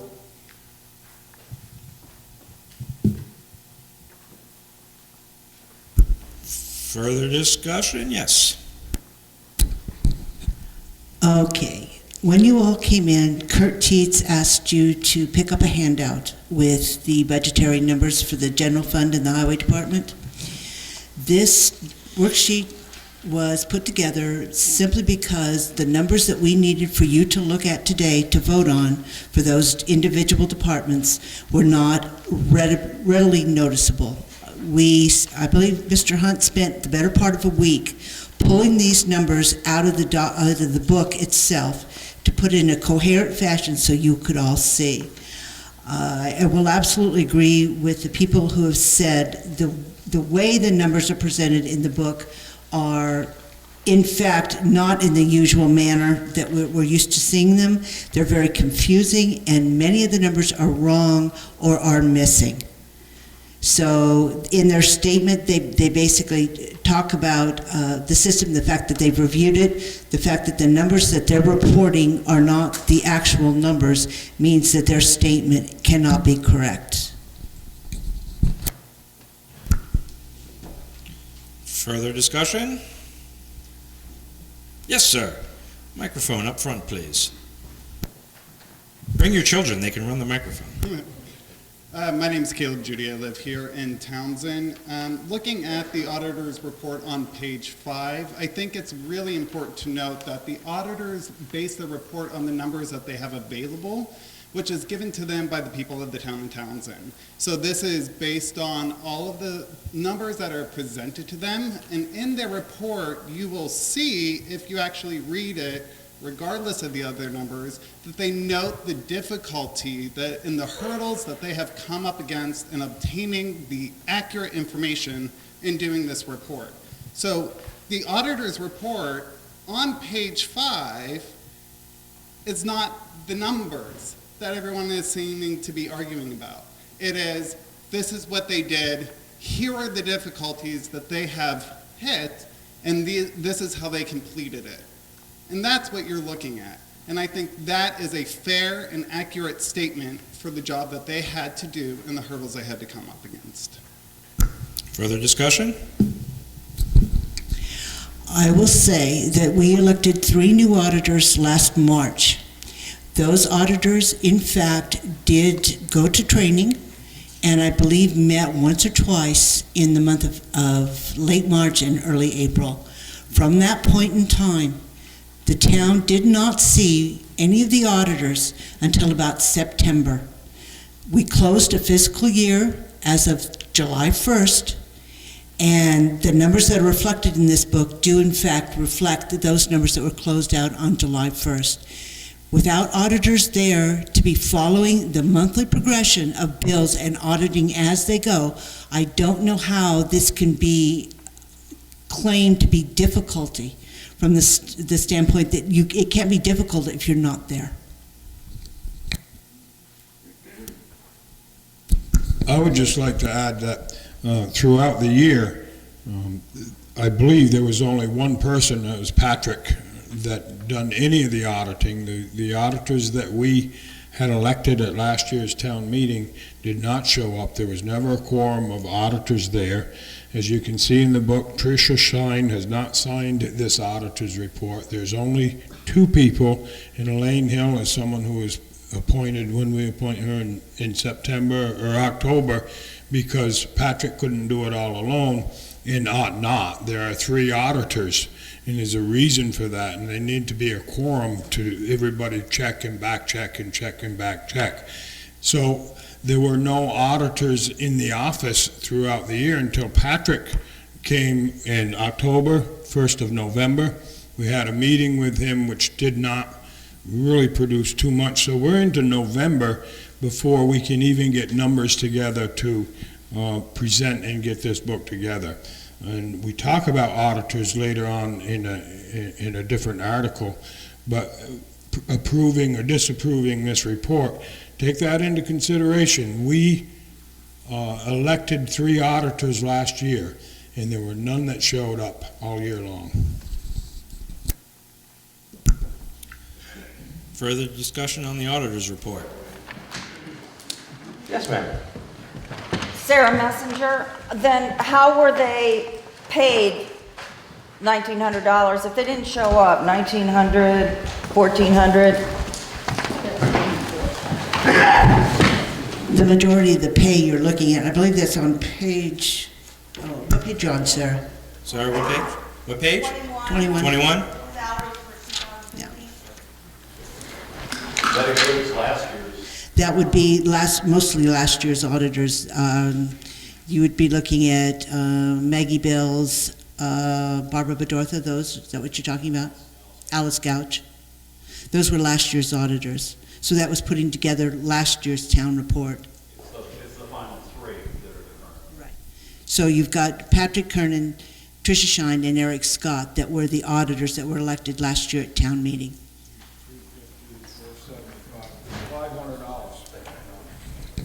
And most of that was in December. And that's December. Did everybody hear that?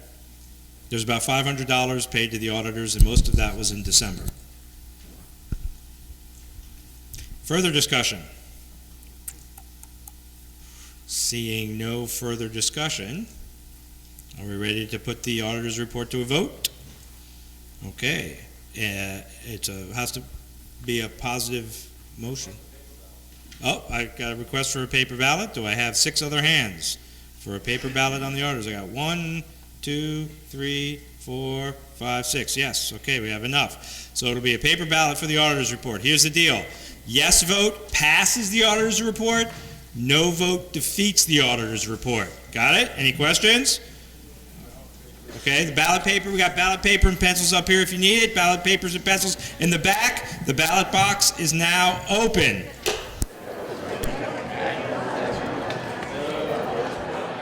Going twice, the ballot box is now closed. Results of the voting.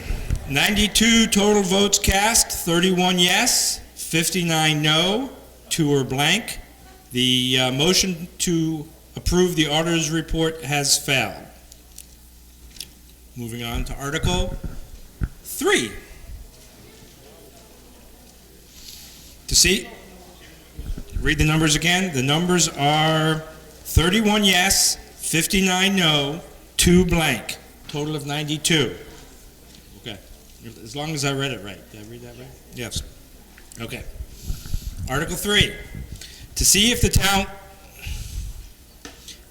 town will vote for elimination of the Office of Auditor under 1 VSA 2651B and replace it with professionally qualified auditing service. Moved by Kathy, second by Irv. You now have a motion before you. We will entertain discussion. Yes, sir. Name and... No, Mike, but I'll speak loudly. Andy Snelling, what is the proposed cost of hiring professional auditors? Proposed cost of hiring auditors. Basically, we'll have a professional audit at the end of fiscal year. So the bookkeeper will continue to keep the books on a daily, monthly type basis. And then at the end of the year, it will all be reconciled by a professional auditing firm that can run between $12,000 and $18,000, depending on the firm that you choose. Compared to the $500 we spent this past year? Compared to $500, no, it's a lot more than $500. Well, that's what we had earlier. The expense so far was $500. That was only up through the month of November. You look at after the new year, you go back and look to the earlier auditors from last year. I think you find it was $3,000 or $4,000 for the previous year's auditors to put together the town report. And that's not for doing, because those people were also appointed, that's not for doing the monthly checks that were coming as well. Plus we can know then, you all can trust the numbers that you're being given as being accurate if you're relying on a state approved CPA to balance our books. Should be theoretically trust them no matter where they're coming from. But Well, that's true, but you should, with a certified CPA, you should be able to trust them. Further discussion? Yes, sir, in the back? Richard Luce here. I Introduce don't know you. if you can hear me without a mic. But, I've talked to some previous auditors since Kim Allison got done. Hang on, Dave. So many. Hang on. Sorry. Oh, my name is Richard Luce here. I've talked to several past auditors, and since Kim Allison got done, there's been so many bookkeepers, the figures are, everything's scattered around, and they do believe we need an audit, a professional. But I still feel, I mean, we get people in town, I think, should still control what goes on here, and I think we should have some auditors that maybe work with the professionals to learn the business a little bit. It's a hard job, but I'd like to see some of this stay with us. Thank you. I will say the books from 2014 were professionally audited for the federal government. So we know as of 2014, well, it would have been June 30th, 2014, that the books have been looked at. So it's just this year's books that are in question. And yes, there have been quite a few people in the bookkeeper's office, which has not helped the situation at all. But not only did we change bookkeepers, three different people in the office this last year, but then to not have the auditors coming in on a regular basis made it even more difficult to finally trust the numbers that came out at the end of the year. And that's true. We do need those numbers all year long. In the springtime, we're getting ready to right after the close of the year, we're setting the tax rate, which we have to have the final year's closed numbers to be able to do that. And then going into September, October, we begin the whole budgetary process. So again, we need those finalized numbers. Yes, sir. What? Oh, behind me? Well, right here, and then we'll go behind me. Who's behind me? Patrick needs a microphone.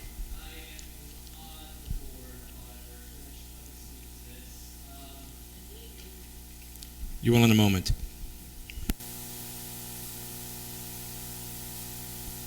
Patrick, can you hear me? Okay. All right. So I'm on the Board of Auditors, and as I mentioned, I don't know if I can answer some questions directly about anything, or if that's really even the forum for this.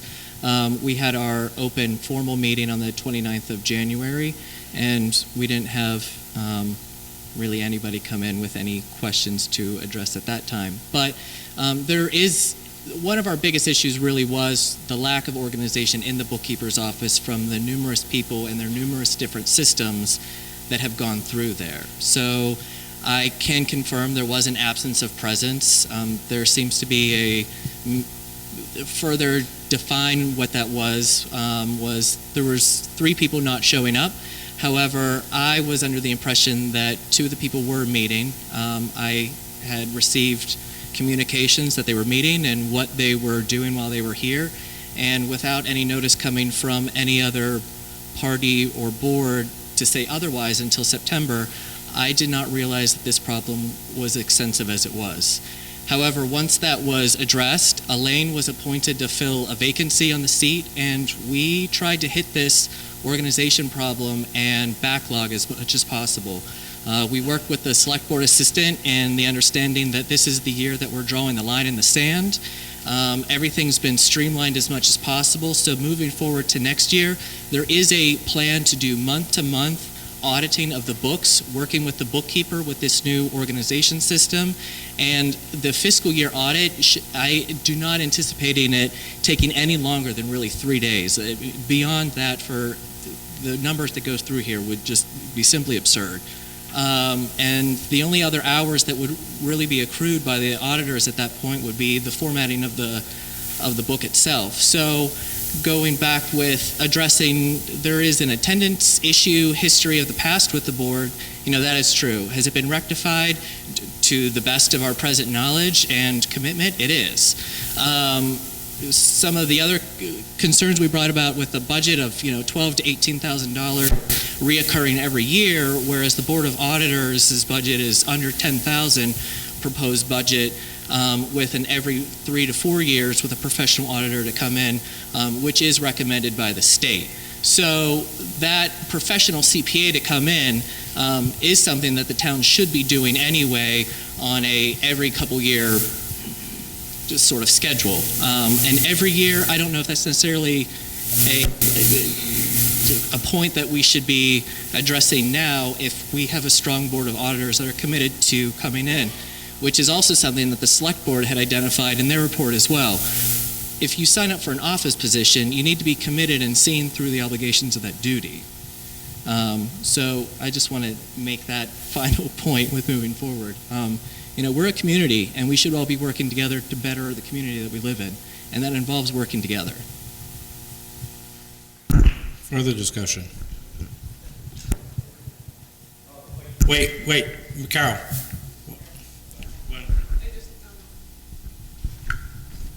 I have a question. I assume that the current responsibilities of the auditors are to kind of keep an eye on the books, make sure everything's right, as well as to do the town report.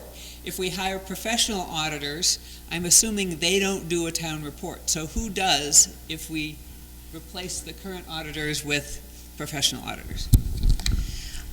Unfortunately, I would probably suggest that it would become the responsibility of the Select Board to either put it together and or to appoint a committee to do so of people who have done it in the past. We haven't really looked at that, although we had almost came to that this year. There was a plan in place because we had not seen the auditors. We were getting close to the time that we needed to begin to put this book together. That there was a plan in place for the Select Board and the Select Board assistant to actually produce this book. Carol Mellis, I just wanted to know if there are any candidates for auditor's position that you have found that will in fact work and do the job as required, or are we going to be in the same boat we always are of nobody stepping forward? I believe we have to wait and see. Yeah, okay, I know. There's an election coming up. If the town doesn't mind, the answer to that question is yes or no, rather than whom. Okay, so I'm going to just say yes. Yes. So On page 11, you have the budget for the auditors, you have a budget for the auditors $6,000. Are you saying to take that out? of $6,000. I believe that will be discussed. Yeah, go ahead. You can explain what will happen with the. That is going to another article, but it is kind of germane to this article as well, on how the budget will work. So I think it's germane to be discussed right now. It's an easy flip. Go ahead. Okay, so you're actually looking at the wrong column, Maggie. You need to look at the last column on page 11 where it says wages auditors, and the proposed is $3,600. The next article that we're actually looking at in the town report, or in the town warning, is Article 4, where we're talking about taking the job to, rather than an hourly pay, to taking it to a stipend. So we're looking at 3 people at $1,200. That's how we come to that number. And you're going to continue that even if you hire the outside auditor? No, we would not pay auditors if we have an outside audit, no. They had to put that number in there because they didn't know the result of this They had to put the number in the budget because they don't know the result of this article. I might just Yes, sir. And just keep in mind, too, that at least every 2, if not every 3 years, we're required by statute to have a professional audit done anyhow. Patrick alluded to that. So it's really not putting out a ton more money. We'll be in line with the statutes and the necessary things to have a CPA and a certified audit done on an annual basis rather than every 2 years. In regards, even though the listers, if we keep them on, we still have to have professional audits done for numerous different reasons. Further discussion? You've already spoke. Everybody gets first try first crack. Patrick, did you, Charlie Dorman, did you say the professional audit by the state has to be done every 3 years?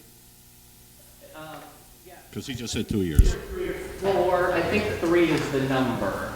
Because that, with the revolving terms of a 3-year term, if you have a CPA come in, he is going to at least work with one person who has been there for the last 3 years. So we know the operating system, and it's about establishing a relationship and efficiency of that kind of thing. And I think that's where the 3 years come from. Am I correct in that?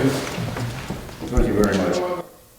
There are times due to the Grace Cottage Hospital, federal grants, other issues that come up because of grants that we've applied for, and especially the federal grants, we are required to have a professional audit anyhow. And that may happen every year. It may happen twice a year. It depends on where we are with grants, where we are with Grace Cottage Hospital, loan thing, the Valley Cares. I'm sorry, I said Grace Cottage, but with the Valley Cares. So there are numerous times throughout a year and a 2-year period that we are required to have a federal, a CPA audit anyhow.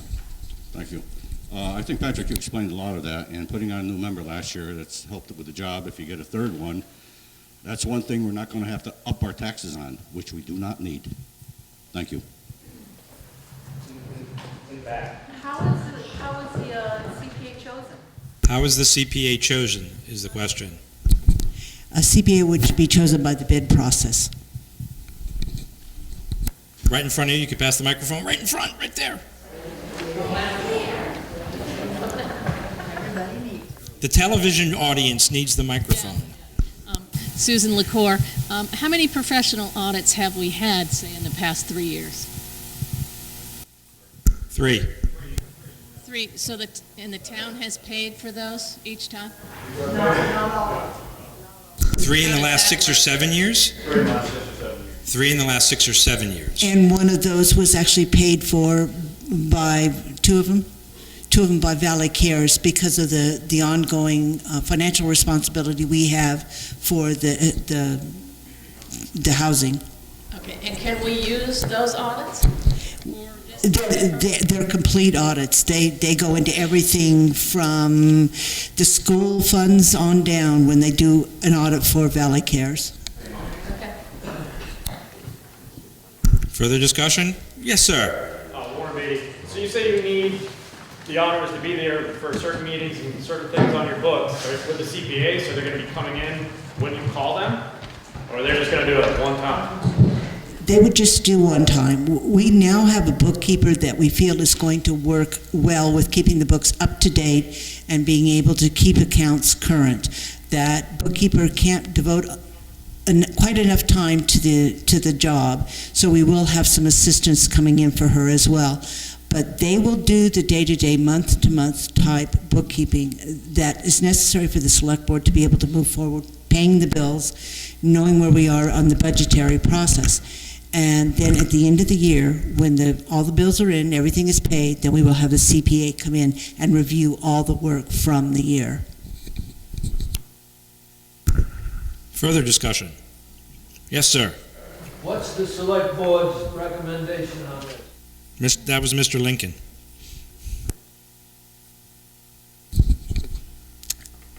If I had to pull, given how much hair has been lost collectively on this board this year in particular, I would say our recommendation would be to go to the professional audit.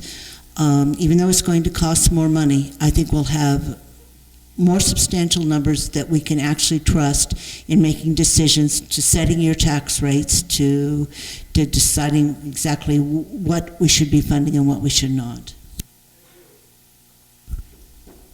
Further discussion? Loud, clear, name. Having heard that, what would Patrick say? Wait, Patrick, microphone, yeah, do we have one? Thank you, Greg. I do acknowledge there are pros and cons on either column of this. Has the last year been turbulent? Absolutely. Are we in a good place now? Yes. Are we going to be in a good place in the future? I really would like to maintain that course. I hold the 3-year term, and I hold the chair for the board. So that's the way I would like to guide my remaining 2 years. My big concern with eliminating the role is, we come in monthly and we're the sort of the third-party separate oversight of the town's finances. So if you don't have that monthly and have somebody come in sort of at the end of the year to look over that, the spending day to day or week to week is something that's really dictated by the staff under the Selectboard.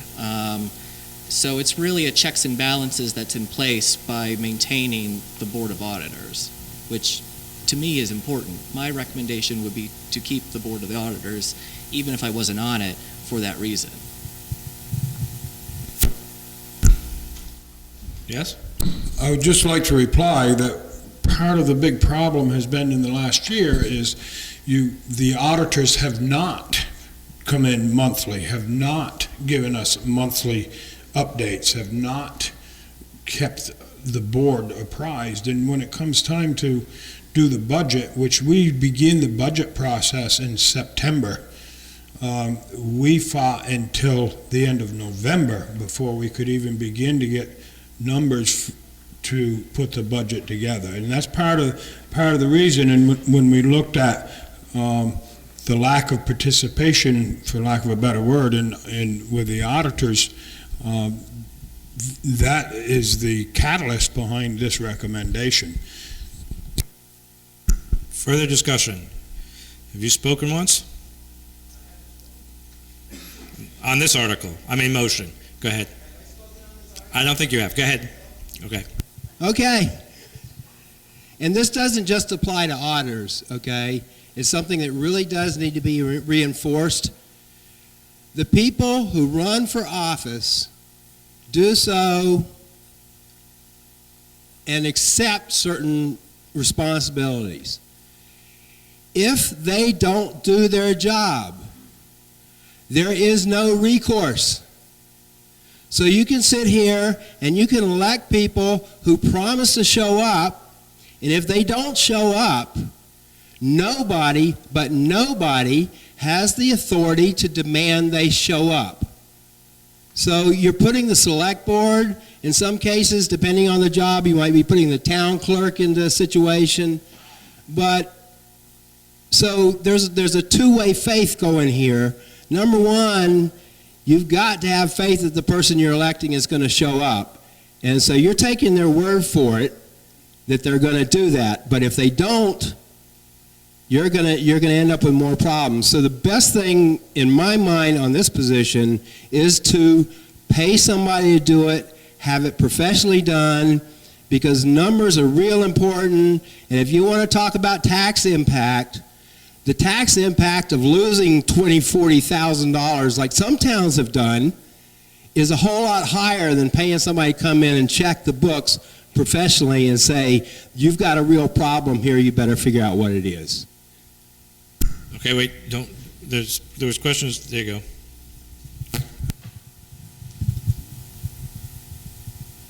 Kathy Dugrenier. It seems this comes up a lot where people are voted into office or they run for office, and it's sort of, there's no indication beforehand unless somebody does the research as to what actually does that job entail. How much time does an auditor's position take, or a lister's position, or a select board's position for that matter, a school board? So people get here and especially people that haven't maybe participated in the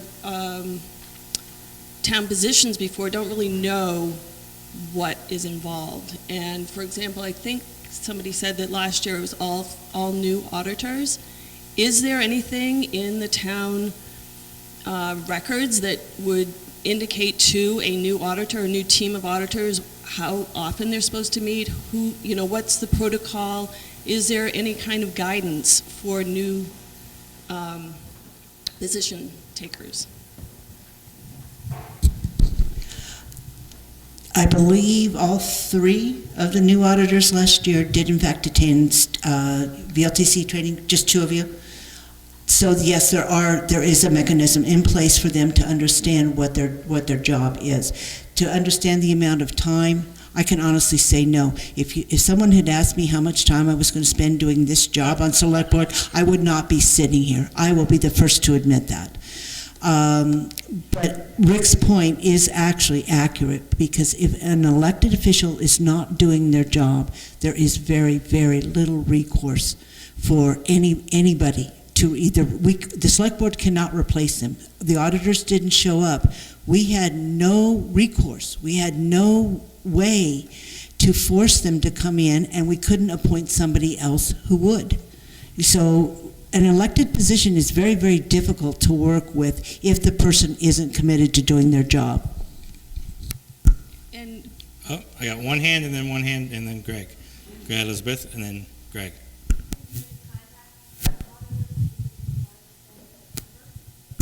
The question was, did you contact the auditors between March and September? The answer is definitely. Greg, in the back. Okay.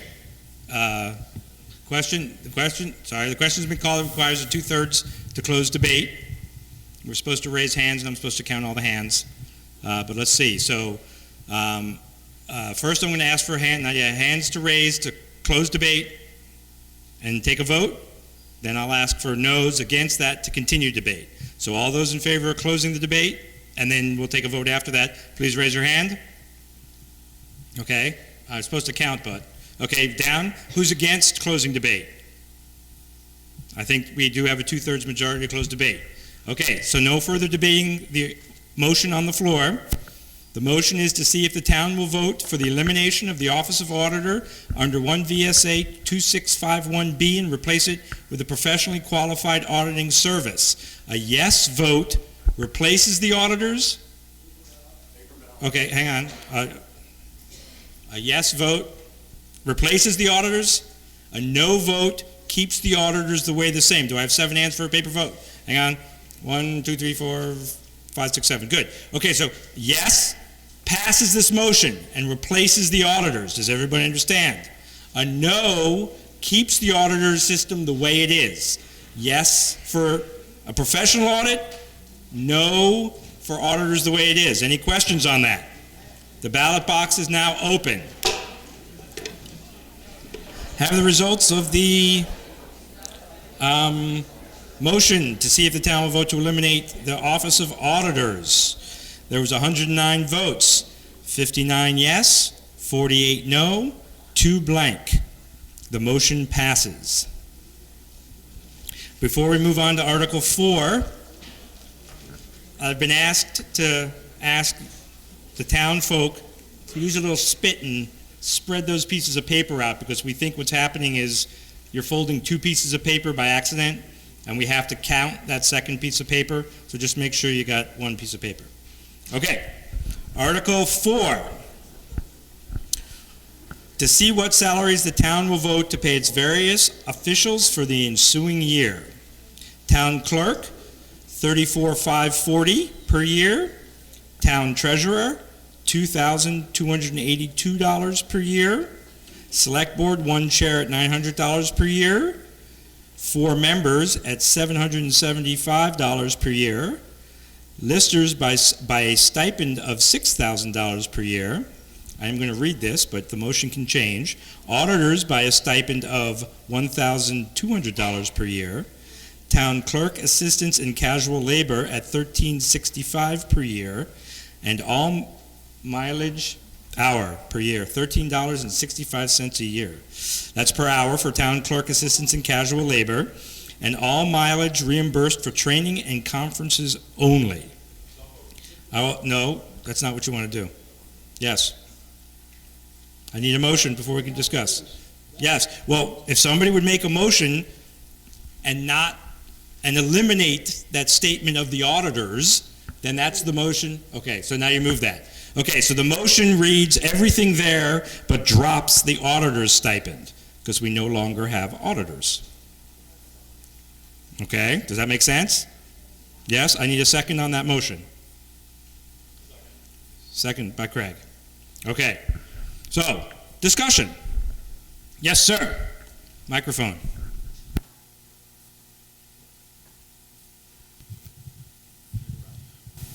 Hi, my name is Gene Cook. I'm a member of the Board of Listers. And I'm going to, by and by, ask that the motion be amended to eliminate the stipend and to restore listers' reimbursements for mileage at the current federal rate, 55, 59 cents. And the reasons are, first of all, a stipend pays us whether we show up or not. Considering the issue we've just had with auditors, I don't think you want to do that. Secondly, and don't put that temptation in front of me. Secondly, $6,000 per year per person does not take into account how much time individuals put into the job. Mike Bills puts a lot of time in because he does almost all the computer work. Now, our office is technically open Tuesdays and Fridays, but he's there, often there on Mondays and Wednesdays, and sometimes even on Thursdays. So a stipend is not realistic as a way to pay listers. Secondly, it represents a good $4,000 to $6,000 less in total than what neighboring towns, Newfane, Jamaica, all the way up to Chester, pay their listers. They typically budget around $24,000 a year to pay listers, because that's what it takes. That's how many hours. We constantly get new requirements from the state. Things like the current use program are very complicated. Even a simple transfer of ownership, there's a lot to it. It takes time. All the records have to be changed. And so, like I say, none of the other towns in this area do it on a stipend basis for obvious reasons. And as far as the mileage goes, we have to go and visit these towns, these properties. We don't get a vehicle from the town, and although in Chester, for instance, they do rent a vehicle twice a year, but then for their people to go and visit properties. But we don't do that. Also, since we don't have zoning or a zoning administrator or building permits, we don't get information from a zoning administrator. So we have to actually go out there on our dirt roads, which we all know about. We have to actually go out there and look at these properties when there's new property, new things being built, additions, decks, all of that. We have to go out there and measure the properties and add them into the assessments. So for those reasons, Mr. Moderator, I would like to propose an amendment eliminating the lister's stipend and the clause that provides for only to be compensated for conferences and training, and have it remain so that we are paid $13.65 an hour. We're not looking for a raise, and be reimbursed at the federal rate, at the current federal rate for mileage. Okay, so we now have an amendment on the floor. That's the only thing we're going to, is there a second to that amendment? Second by Carol Mellis. Okay, so we now have an amendment on the floor. That's all we can discuss right now. The main motion is now set aside. The amendment changes the payment of the listers down to the town clerk line of $13.65 per hour and eliminates keeping payment of mileage from just training and conferences to listers mileage as well. Say that again? I don't think I can.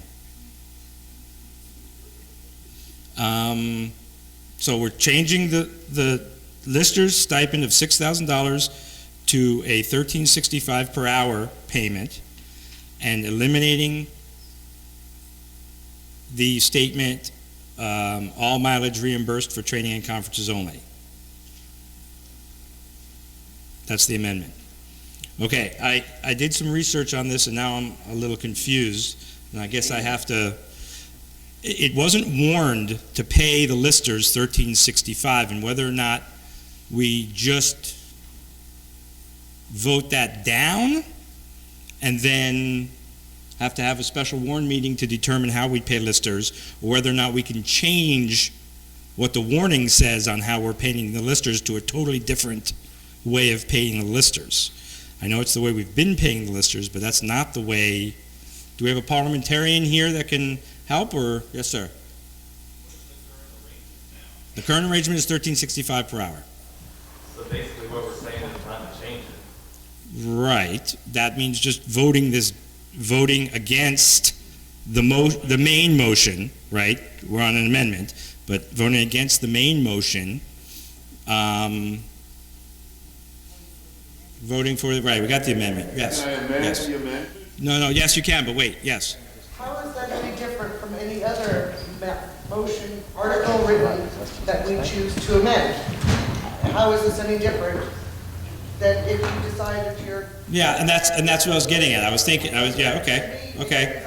So what I was going to do was leave it up to you, in the sense that, do you think the amendment is germane enough that, and comfortable enough to change the warrant, not you, the town, the whole town? Okay, is everybody okay with allowing this? If it's not good, eventually a lawyer's going to come in and say no. Yes? I'm not sure what this is saying. Would this amendment mean more revenue for the town? Okay, wait, that's a discussion. We're not there yet. I'm still trying to decide whether or not to allow the amendment. Okay, so we're all okay allowing the amendment. Oh, Dick, you're a parliamentarian. It's just by experience, but I think we should allow this amendment and find out what the town thinks. Okay. And those people are different. Okay. The legacy has helped to make the determination, and so we'll allow the amendment, and so we're going to discuss the amendment. You have something to say? Yes, I'd like to amend the amendment to say that listers will be paid the same as casual labor. What's the difference between what you said before? It's the same thing. I don't think I said that specifically. That's what we meant. Okay. Okay, so we just have the amendment. Okay, we just have the amendment. We're going to discuss now changing the payment of the listers from a stipend of $6,000 each per year to $13.65 per hour, which is what it was last year, and eliminate the statement, all mileage reimbursed for training and conferences only. That's the amendment. We have a motion and a second. Discussion. Wait, you were trying to say something before that I cut you off, but now we're on to the discussion, so go right ahead. What change would this make to the revenue? Would it cost the town more or less or be the same? Would the change to $6,000 stipend to $13.65 increase, decrease, or not? At $13.65, the listers are able to put in as many hours that they want / need. So if they put in 100 hours a week, it's going to increase the payment. All right, increase the cost of the town.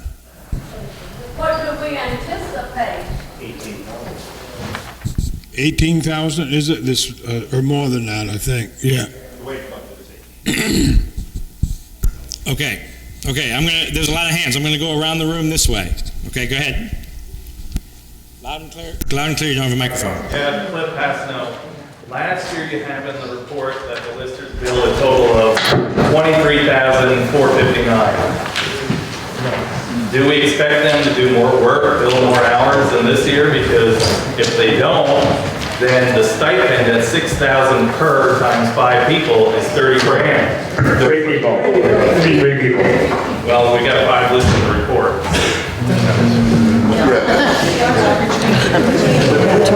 I think it went to 3 recently. Went to 3 last year. Last year, it went to 3 last year. That's a change, all right. So the $6,000 would be 18. Which is what's in the budget, in the proposed budget. On page 11, they've budgeted for 18. Okay, coming around the room. Anybody? Carol? And then in the back, hang on. Carol, you first, go ahead. There is right here.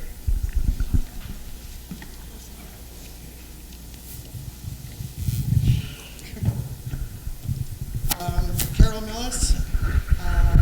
I think that this is an effort at Put it closer. I think this is an effort at false economy. It unfairly profits those who are not putting in the hours needed to produce the job, and it is unfairly penalizing the ones who are putting in the hours. The job of lister is incredibly important, in my opinion, because they are the ones who are determining the parity of the values of property on which your taxes are based. So if you have people that are not committed to trying to keep equivalent houses being taxed at equivalent rates, then there is real unfairness in the taxes everyone is paying. The penalties from the state of mandating that we have whole town appraisals at what was the rate last time, $60,000, $80,000, $100,000, when we dropped below a certain level of common level of appraisal, CLA, however the state determines that.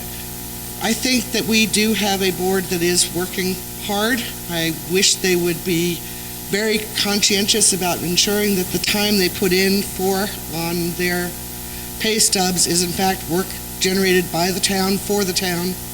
But I think to do a stipend is not a good idea. I don't think that it's a fair way of representing the people that are working hard on this as opposed to the ones that are not. No, go to the back. Go to the back. Go back. Mr. Lucier wanted to speak. Thank you. My name is Richard Lucier. I've been a selectman for... Hold the microphone close to your mouth, sorry. My name is Richard Lucier. I've been a selectman for many years, chairman about half the time, and I served back as a lister back when we first did the campers, first got the computers, and I enjoyed the job then. Then my wife became town clerk, so I had to give it up. But I just got some things I'd like to say. I just hope the good citizens of the town will let us give our part of what we do. And, anyway,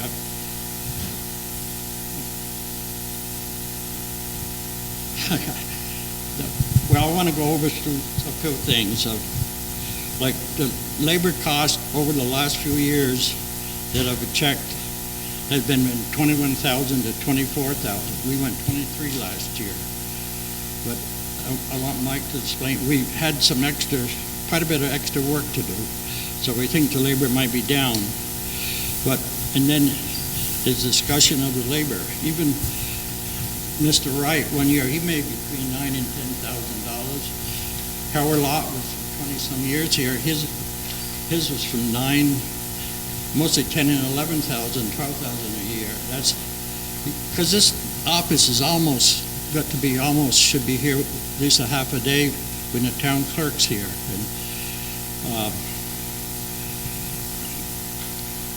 And another thing I'd like to say for Mike, I mean, they talk about hiring a professional. I consider Mike, for this town, he likes the job, he studies it. The state is very happy with us. Like one report on the valid sales, unvalid, we had everything in order. We have to have proof of all this. the state man was here about a half hour. Sometimes he's there a half a day and has to go back in some towns. Now the 140 towns he does, this is the only one he ever heard of this. I mean, we spend it with expense, and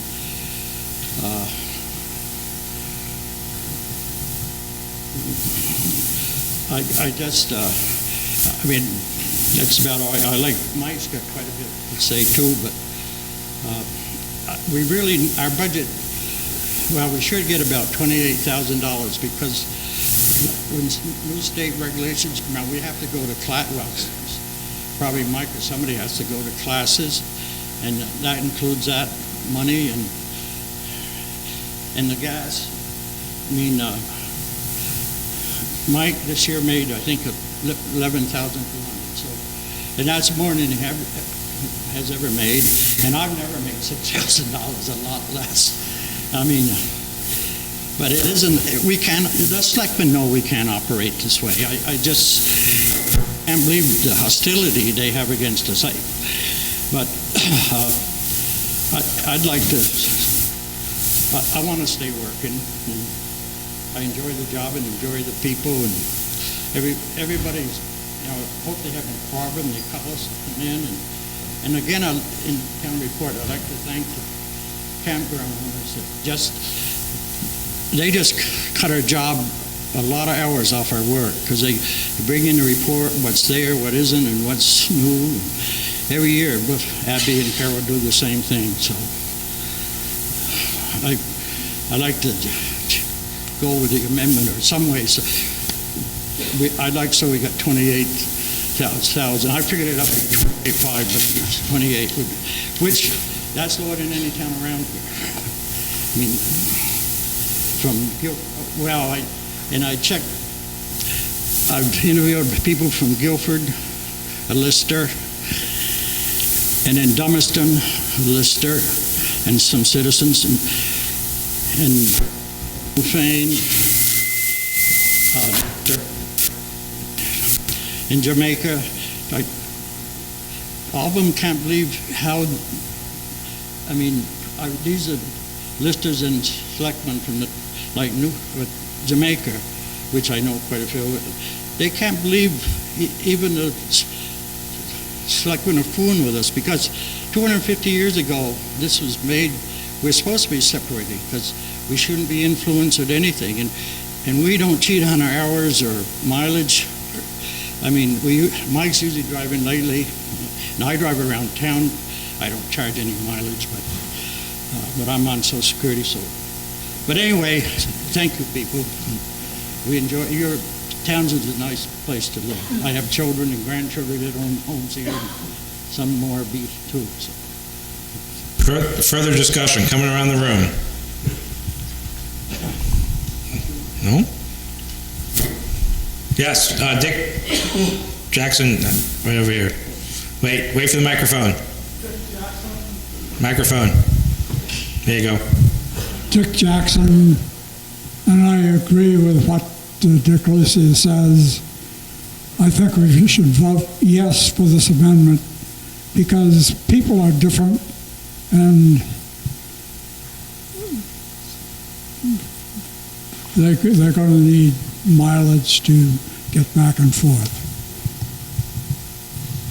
Further discussion? There was another hand up over here. There we go, right up front. Wait, yeah, can you go back and get that microphone from him? There you go. Thank you. I want to clarify or ask a question with regards to the amendment on the mileage part, because the way you read the amendment back, it would relate to all of those positions, not just to the listers. And my understanding of the way the amendment was phrased was that that would apply only to the listers, and that the limitation on mileage expenses would not be removed for other offices. Amendment maker. Well, how often do people in other...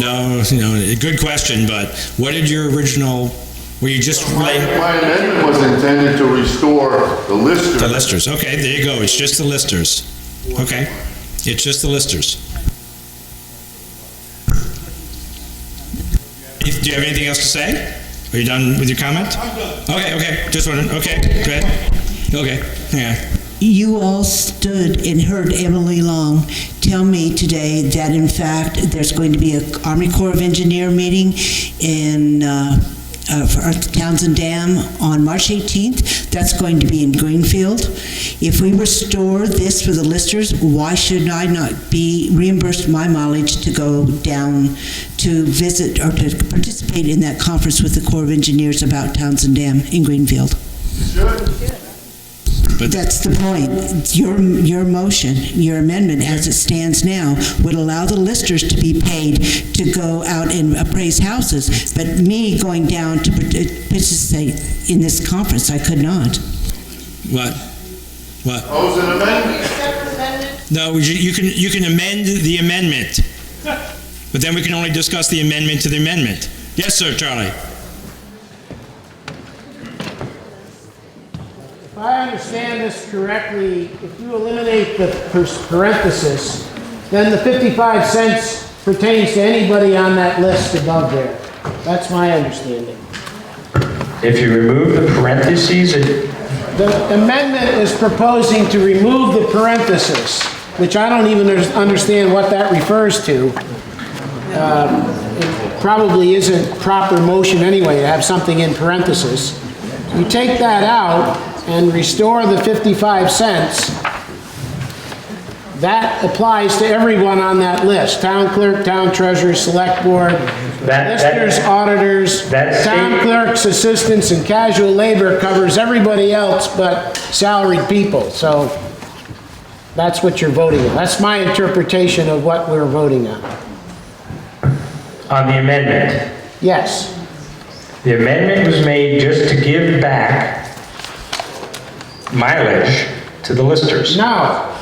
The amendment is, that parenthesis doesn't say anything about listers. Right, this went to everybody. And so by eliminating the parenthesis and having 55 cents in there, the 55 cents refers to everyone on that list, and you're taking out the stipend. So in effect, the listers become casual labor at $13.65 an hour.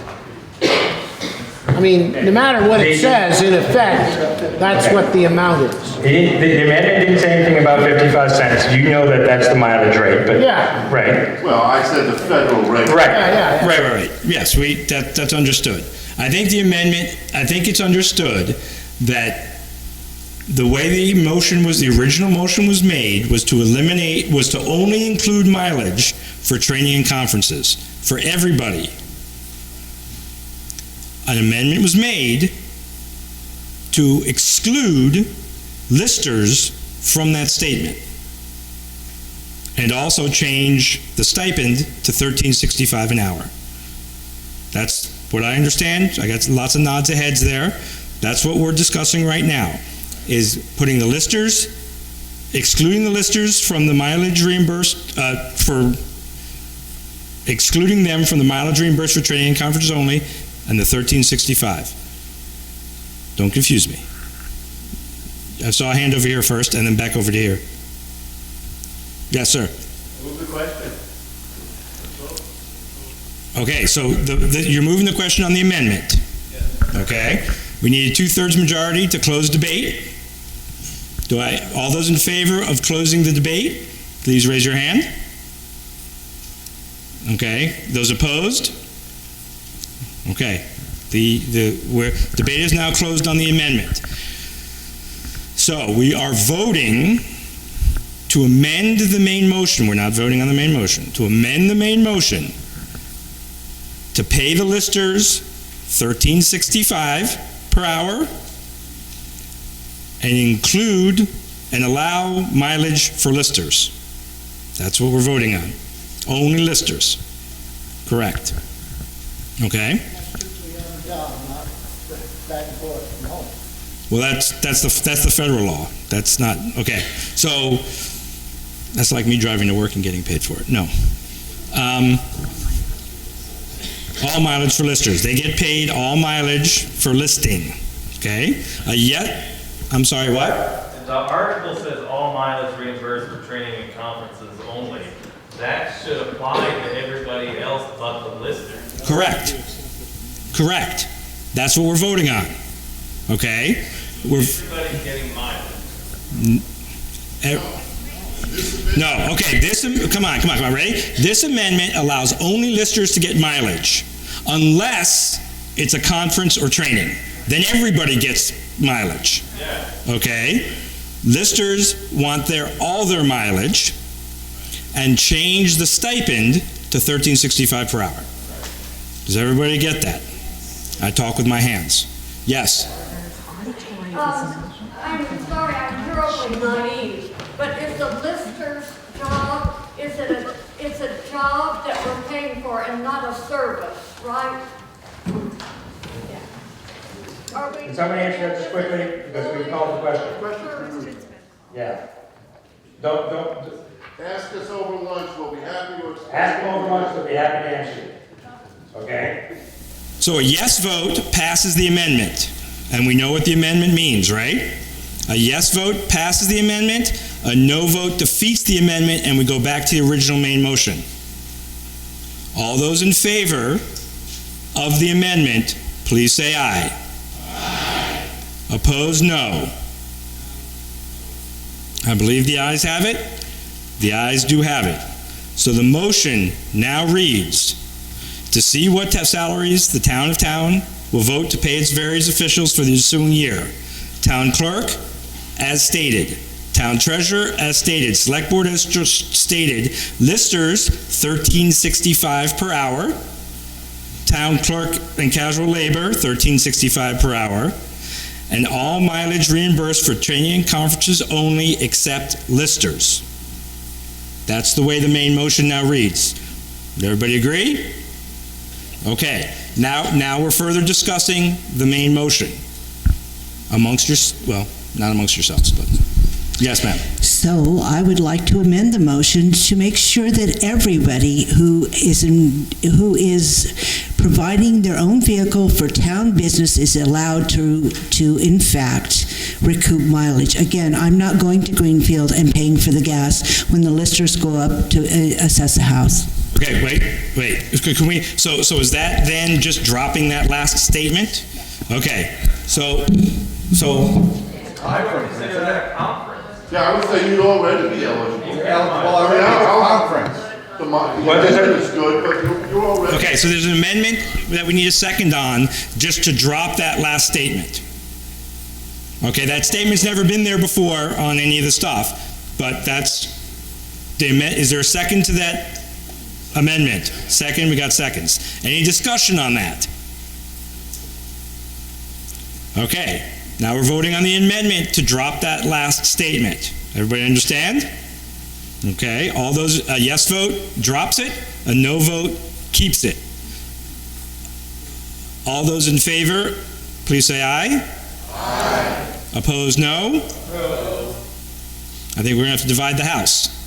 All those in favor, please raise your hand. Okay, before I count, hands down. All those against, please raise your hand. Okay, that's obvious then. I believe the ayes have it. The ayes do have it. So, the motion now reads, do it again? Read the motion. Okay. To see what salaries the town will vote to pay its various officials for the ensuing year. Town clerk, $34,504. Town treasurer, $2,282. Select board, 1 chair, $900. 4 members, $775. Listers, $13.65 per hour. Town clerk, assistants, and casual labor, $13.65 per hour. That's the motion. That's what's on the floor right now. Discussion. Yes, discussion. You're calling the question? The question is being called. Do we need to do the 2/3 vote, or is there any other person that wants to speak? Okay, seeing no other discussion, we will now vote on the main motion. I'm supposed to reread the motion again. Does everybody understand? A yes vote passes the motion, a no vote defeats it. All those in favor, please say aye. Aye. Opposed, no. I believe the ayes have it. The motion passes. Thank you. Everybody okay with that? I did okay? Working out my moderating muscles. Okay, on to elections. Okay, just some information. A second is not needed for a nomination. There will be no personal attacks. If there's no objection, allow a nominee, if you don't know them, to give a brief introduction of themselves if they wish. There'll be no other speaking to the nominee, no questions to the nominee. And then newly elected officers before lunch, I don't know how many of these we're going to get through, please come up front to be sworn in. Any voter may close the nominations. Okay, so first, Article 5, to elect town officials for the ensuing year. I'm not going to read them all. I'm going to do them one by one, if that's okay. No objection there. Town clerk, 1-year term. Anita Beanie has been nominated. Any other nominations? Seeing speech? Speech? Okay, seeing no other nominations, and if there are no objections, and I declare the nominations closed and instruct the clerk to cast one ballot for Anita Bean for town clerk. All those in favor, please say aye. Aye. Opposed, no. The ayes have it. Town treasurer, 1-year term. Joe Dano has been nominated. Joe, downstairs, can you hear me? I assume he's willing to run? Okay. Anybody else for town treasurer? No? Seeing no other nominees, and if there's no objections, I declare the nominations closed and instruct the clerk to cast one ballot for Joe Dano for town treasurer. Select board, we have one 3-year term and 2 1-year terms. We'll take the 1 3-year term first. Nominations for the 3-year term, right now it's Kyle Lapointe, who has the 3-year term. Kyle Lapointe's been nominated. He's thinking. You good? You're good? Excellent. Excellent. Any other nominations for a select board 3-year term? Seeing no other nominations, and if there's no objections, I declare the nominations closed and instruct the clerk to cast one ballot for 3-year select board term for Kyle Lapointe. All those in favor, please say aye. Opposed, no. The ayes have it. 1-year term on select board. Kit Martin's been nominated. He's not saying anything. Any other nominations? Seeing no... Yeah, that kinda. Seeing no other nominations, and if there's no objections, I declare the nominations closed and instruct the clerk to cast one ballot for a 1-year select board term for Kit Martin. All those in favor, please say aye. Opposed, no. The ayes have it. Select board, 1-year term. Irv Stoll's been nominated. He's not paying attention, so let's do it. Who nominated him? I didn't see in the back. Art. Any other nominations for select board? Last chance for select board. Seeing no other nominations and hearing no objections, I declare the nominations closed and instruct the clerk to cast one ballot for Irv Stowell for a 1-year select board term. All those in favor, please say aye. Aye. Opposed, no. The ayes have it. Lister, we have one 3-year term available. Nominate Dick Lucier. Nominate Dick Lucier. Any other nominations? Seeing no other nominations, and if there's no objections, I declare the nominations closed and instruct the clerk to cast one ballot for Dick Lucier for a 1-year term on the listers. All those in favor, please say aye. Opposed, no. The ayes have it. We do not need to do auditor. Delinquent, no, property first. Property tax collector. I'll entertain nominations for property tax collector, 1-year term. Joe Dano. Any other nominations? This is the property tax collector, not the delinquent. Correct, right, correct. This is the property tax collector. Any other nominations? Joe Dana's been nominated. Hearing no other nominations, and if there's no objections, I declare the nomination closed and instruct the clerk to cast one ballot for Joe Dano for the property tax collector. All those in favor, please say aye. Opposed, no. The ayes have it. Delinquent tax collector, 1-year term. I will now entertain nominations. Becky Nystrom has been nominated. Any other nominations? Seeing no other nominations and hearing no objections, I declare the nominations closed and instruct the clerk to cast one ballot for Becky Nystrom for delinquent tax collector. All those in favor, please say aye. Opposed, no. The ayes have it. First constable. I'll entertain nominations.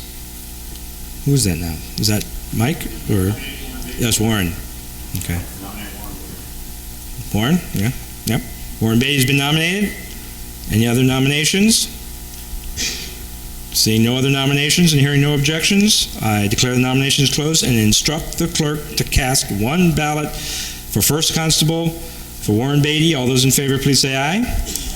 Opposed, no. The ayes have it. Second constable. Mike Cutts, he's not here. Wife says okay? Okay, wife says okay, we're good. We're in the clear. Okay, Jeff Russ. Any other nominations for second constable? Who, Mike Cutts? Mike Cutts. Any other nominations? Seeing no other nominations and hearing no objections, I declare the nominations closed and instruct the clerk to cast one ballot for second constable for Mike Cutts. All those in favor, please say aye. Opposed, no. The ayes have it. Town Grand Juror, 1-year term.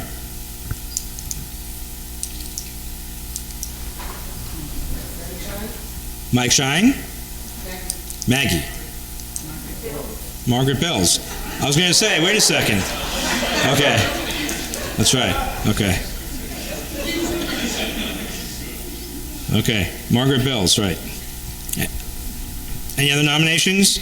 Seeing no other nominations and hearing no objections, I will declare the nominations closed and instruct the clerk to cast one ballot for Margaret Bills for Town Grand Juror, 1-year term. All those in favor, please say aye. Opposed, no. The ayes have it. Town Agent, 1-year term. Carol Mellis has been nominated from behind me. Any other nominations for Town Agent? Hearing no other nominations and hearing no objection, I declare the nominations closed and instruct the clerk to cast one ballot for Town Agent for Carol Mellis. All those in favor, please say aye. Opposed, no. The ayes have it. Library Trustee, 1 5-year term. Entertain nominations? Yes. Mary Lee Atlee's been nominated. Any other nominations? Hearing no other nominations and hearing no objection, I declare the nominations closed and instruct the clerk to cast one ballot for Library Trustees for Mary Lee Atlee. All those in favor, please say aye. Opposed, no. Did I say 1 year? No, it's 5 years. It's 5 years, you're stuck. Okay. Cemetery Commissioner. Scott Nystrom's been nominated. Wow. What is that, 15, 20? You don't even remember anymore. Any other nominations? Hearing no other nominations and hearing no objection, I declare the nominations closed and instruct the clerk to cast one ballot for Cemetery Commission to Scott Nystrom. All those in favor, please say aye. Opposed, no. The ayes have it. That has got to be the fastest election I think I've ever seen in Townsend. Okay, so, yes.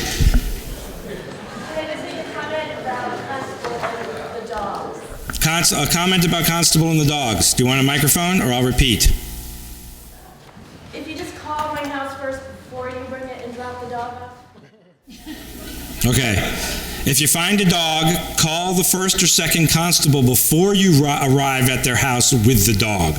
Say, I found a dog, and then they can instruct you from there. Yes?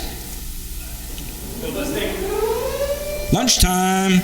No, wait. the phone number listed in the town report is inaccurate. So first constable is listed as the second constable. There's no listing for the second constable phone number in there. So if you look at the town report, you will call first constable. Is that why the dogs go to her house? No, you don't get anybody. The second constable is my number. Oh, the second constable is your number. Okay. It's just a point of awareness that if you do have an issue, you can call my number, but you don't call the 221 because I think that was Joe Novak, and I don't think he's around. So it's just something we need to know. We need to make it corrected in the next town. Okay, look at the phone book. Okay, I will now entertain a motion for a recess for lunch. From what I understand, it is catered by the Harmonyville store, paid for by the volunteer fire department. So donations are appreciated. I will entertain a motion for the lunch recess. So moved and second. We are now recessed until 1 o'clock.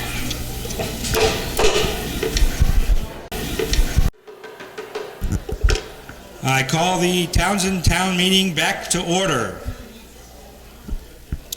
We are, just some announcements real quick. The Doyle report, if you're going to fill out the Doyle report, it now goes to the top of the piano. There's a little box up back there at the top of the piano where the Doyle report goes. I don't think that one's working because mine didn't either. Please remember, if you're not registered to vote in Townshend and don't have a ribbon, please don't vote. We've had people up here trying to stuff the ballot box. Okay? Somebody was caught. So please don't vote if you're not a registered voter in Townshend. Don't forget, Stitch in Time. I need help. Okay, I got something right here. Hang on. A Stitch in Time in the back, $25. Learn about your town. Okay, Article Roman numerals. Great, you guys. Article 6. Article 6. To see if the town will authorize its property tax collector to receive its real property taxes quarterly, August 31st, 2016, November 30th, 2016, February 28th, 2017, May 31st, 2017. Monthly interest will be charged at the rate of 0.5% or fraction thereof. Interest of 1% or fraction thereof plus penalties will commence on June 1st, 2016. You got Craig and Kit. Any discussion? Yes. I'd like to amend this motion to read that the very last sentence, that the percentages of interest plus penalties will commence on June 1st, 2017, because the taxes are, final payment is due on May 31st, 2017. You want to pay next year's taxes this year? No. Okay. Okay, good catch. Okay, so now we got 2 votes. Would you like to just make that the motion? I did make the motion. I thought I did. Meant to. Right, but then we have to vote on the amendment and then the motion again. Would the maker of the motion, who was it? Craig, would you like to change the motion to that? Okay, that is now the main motion. Does that make sense? The main motion just says the last number there is 2017, not 2016. That's now the main motion. Okay, good. Any discussion? Any other discussion? Seeing no discussion, a yes vote, I'm not going to reread this. A yes vote passes the motion with the 2017 date, and a no vote defeats it. All those in favor, please say aye. Aye. Opposed, no? I believe the ayes have it. The ayes do have it. Article 7. To see if the town will vote to appropriate $524,989 to pay for the running expenses and liabilities of the town, of which $436,893 to be raised by taxation. Moved by Kit, seconded by Irv. Got Irv up here, good, thank you. Discussion, moved and seconded. Yes, sir. Do you need a microphone? No, I can speak up.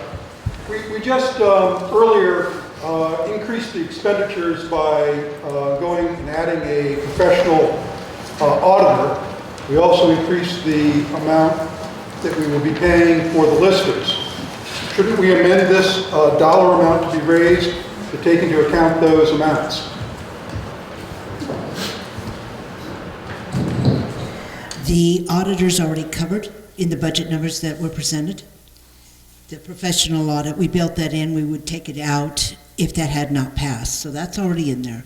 As far as the listers, you said it was page 11. That, in fact, did not change. All that changed is how they were going to get paid, whether or not they're going to get an hourly stipend or whether, or not an hourly, an annual stipend or an hourly wage. The $18,000 is exactly what was put in for last year, and this entire budget has been level funded.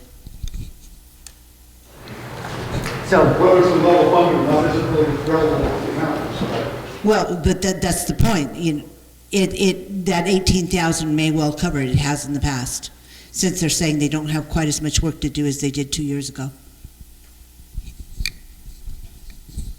Yes, sir. Well, you can see that we spent $23,000 on salaries last year. It's reasonable to expect that this year will be approximately the same. I thought you said it was less. No. Huh? I thought you said there'd be less hours this year. No, I didn't say that. I said it takes a lot of hours. And a $5,000 decrease from what you spent last year represents, I don't know, not 20%, but pretty close. The number of hours is not going to go down a lot. If you're not doing any reappraisal work or anything, it's just keeping the books up to date. Well, we don't do the townwide reappraisal anyway. Now, we didn't do a townwide reappraisal last year. That was done in 2013. I realize that. But it's just keeping the books up to date, that's all you're doing right now. Well, we're doing, that's what we did last year. And you know, we go out and see properties, we maintain records. We had 65 transfers last year. But you also overspent by $4,376 last year, which you was authorized to spend. You was not authorized to spend because you didn't come back and ask for money.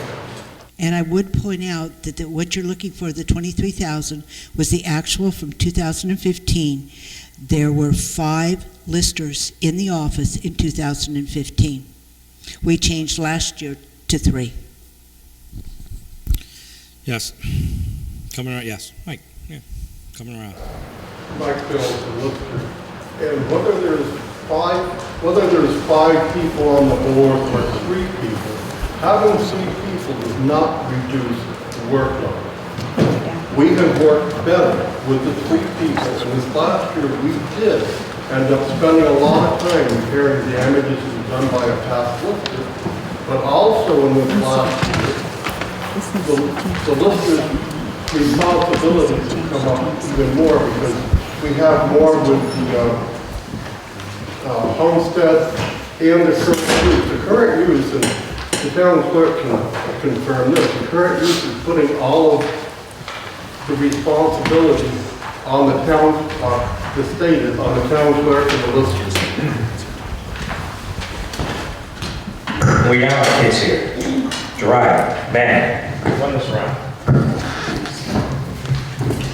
Hang on. We're gonna go, Dick just stood up, then we'll come over to Carol, see? Right there, in the back over there. We only have one microphone.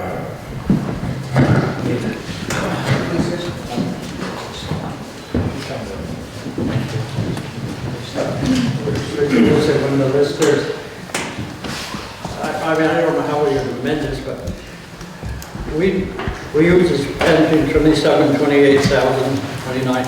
I think our budget should be $28,000.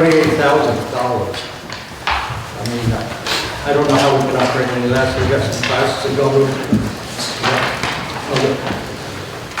Are you trying to make an amendment to increase the budget?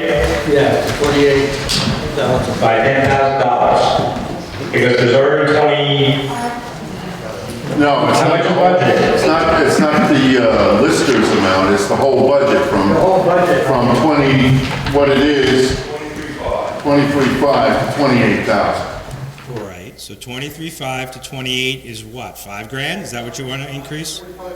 4,500, is that what you want to, is there an amendment to increase the numbers?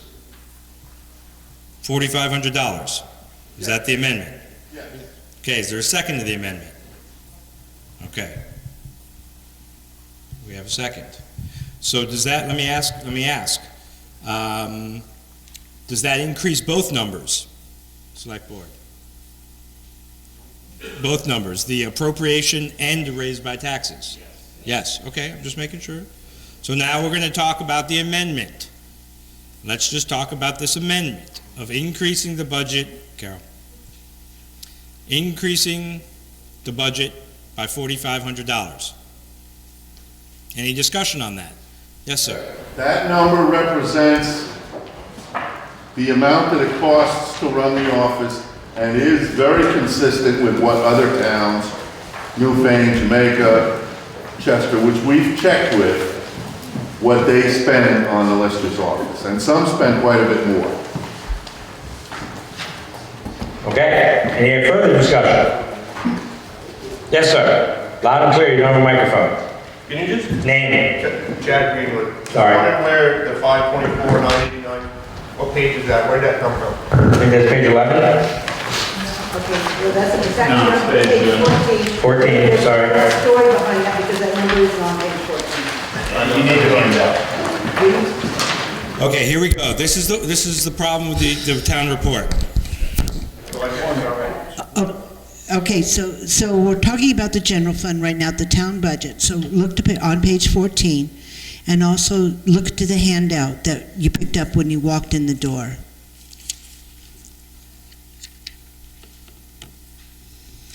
So if you're looking for the number that's in the warning, it's in the far right-hand column at the bottom of the page on page 14. That says, it actually says 524, 582. That is incorrect. That's not what's in the warning. There was $407 worth of insurance costs that were not included when the town report was printed. So you have to add what's printed in the town report plus $407 to get the 524,989. Okay, so there now we're to the article, to the amount in the warning. Okay, so I don't know where you want to go. Are you talking about the amendment now, or okay?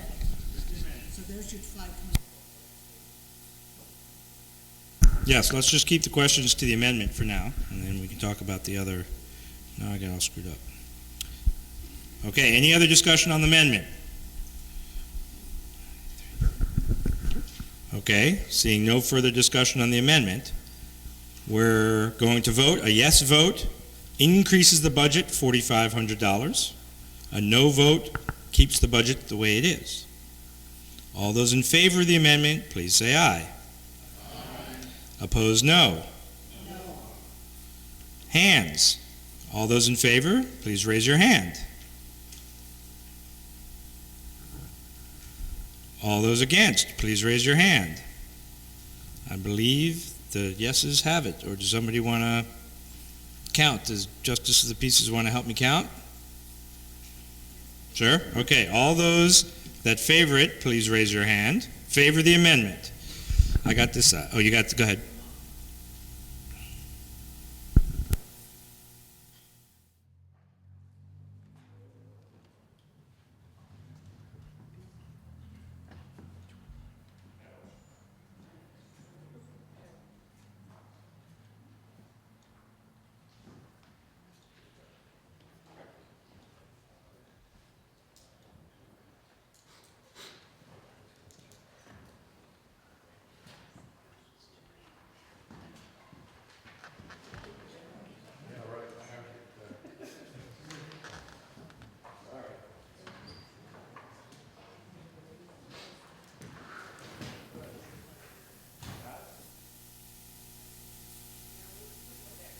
Against, please raise your hand, because this may just be the answer.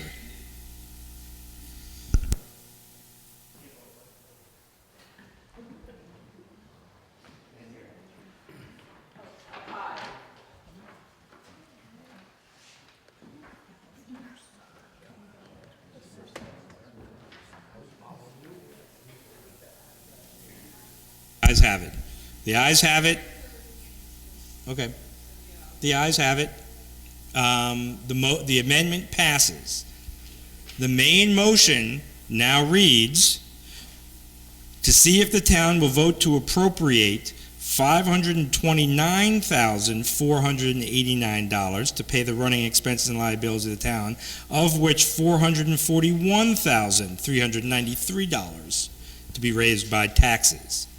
Continued discussion on, continued discussion, anybody? Anybody discuss?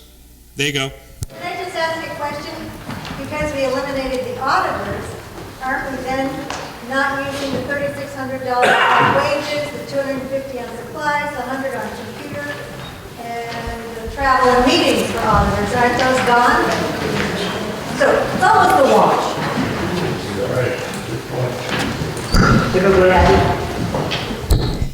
But we didn't, the proposed number in the warning included those numbers, so now you're essentially raising it twice. Because the auditor money was included in that bottom line number, and we just added another 4,500. So you've got 36 plus 45. What I'm saying is we're taking away that 36, we're almost taking away the same amount. Well, you're not going to spend that money on We're not auditors spending that on the auditor. because you eliminated the decision. But you're still having to, you just changed the base number, which included that money for the auditors. You edited, no, the auditor money. You included the money for the Office of Auditors. That's in the baseline money. Okay.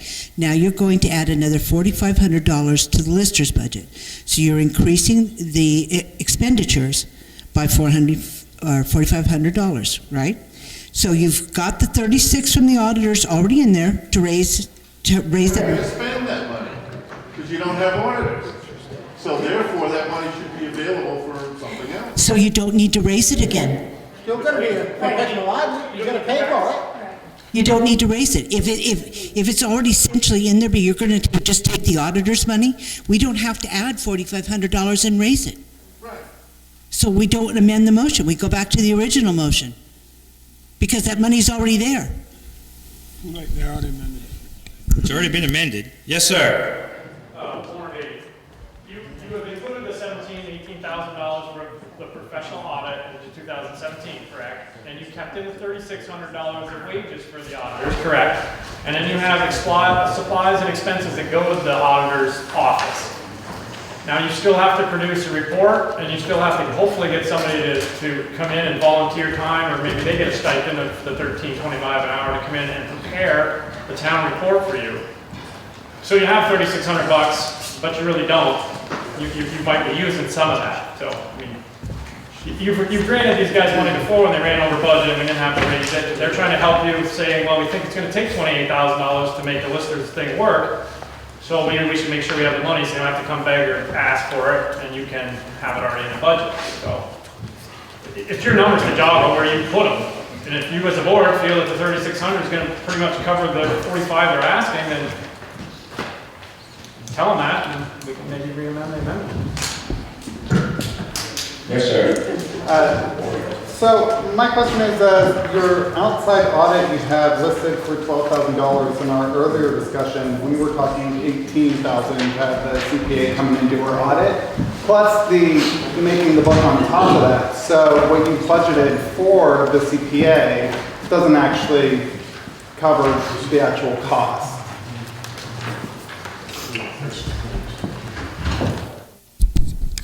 Originally, the intent was to take, if the Office of the Auditors was eliminated, was to take that money and actually add to the cost of preparing the town report and the professional audit. All we have is a ballpark for the audit. We weren't certain exactly what the amount was going to be for the professional. So any budget is a best guess. All we can do is actually say, this is what we think it's going to cost to the best of our ability, and that's what we're working from. So now you're taking the audit budget, adding it to the CPA budget to cover the CPA, but then you're also saying the audit budget to cover the lister's audits. No, that's not what I was saying. That's what they were basically saying, that we could apply that 36 from the auditors to. So we can't. No, technically we can't. Oh, so we would need the raise. That's what we're trying to say. We've already passed that. Right, okay. That's why you made the amendment to 45 and not whatever the number's there. I mean, that's. Okay. Any other discussion? Yes, sir. Loud and clear, name too. Thanks, Tim Bell. I have a question on page 10 for wages for an administrative assistant, which I don't find a name anywhere. It also looks like we're going to be paying a little bit of retirement for $32,500 for last year and going up $33,475 this year for an unelected position and not an hourly wage. I'm concerned who this is and if it is an open position that people apply for, or is it a appointed position for that much money? It seems to be a lot of money for no name attached to it. Okay, we're talking about the administrative assistant retirement. Is that what the 1,800? I'm also asking about Well, I can answer the 34, but you're including the 1,800 for the okay. So that 33,475 is actually for the Select Board administrative assistant, who was Craig Hunt, and he in fact not only worked as an assistant to the Select Board for a while, he was in the bookkeeper's office. And during that time, he performed a multitude of functions in both houses, in the bookkeeper's office and for the Select Board.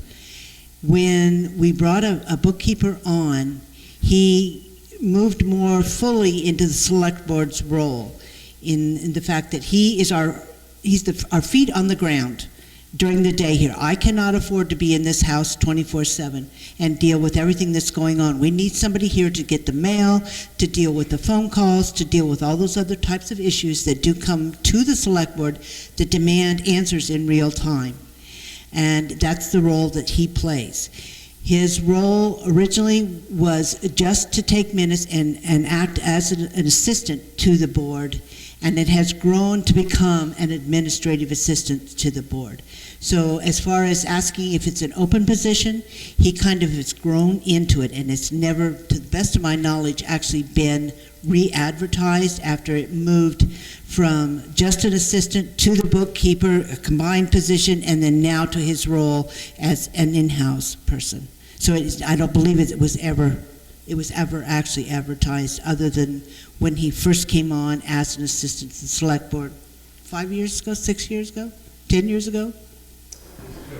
So this should also be put in who it is in a line. I believe if you look at salaries, I believe his name is on that salaries page. Page 21.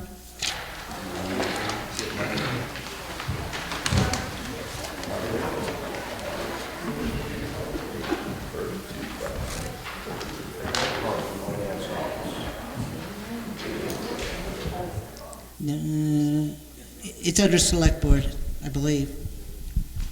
Yes, it's under Select Board. Craig Hunt, down the bottom, right-hand side, 32.5. That was for that fiscal year. Is that a question as to who it is and where? Okay. Further discussion? What about the retirement part? Retirement part is part of because he's a full-time employee, he's covered under the Vermont municipal retirement, and their portion of their salary with a town match goes into the retirement. It's automatic for full-time employees of a town.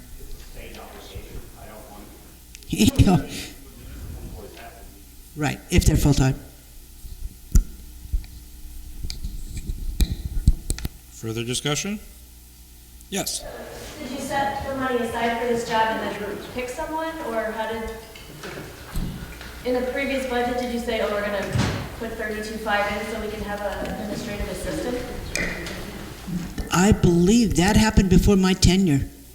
When Craig moved into the bookkeeper's office, was just before I was even on the board. The decision was made, I believe, to go to a salary, and what the job description and/or position would entail. So I can't answer that question. Yes. Beth Bailey, I was wondering, when did we hire a bookkeeper separate from that position? In this past year, right? We had somebody new come in and take that part over? Well, we've had multiple bookkeepers, but basically when Mickey Wassong left the office, there was a bookkeeper hired to perform those functions for the town in place of a treasurer.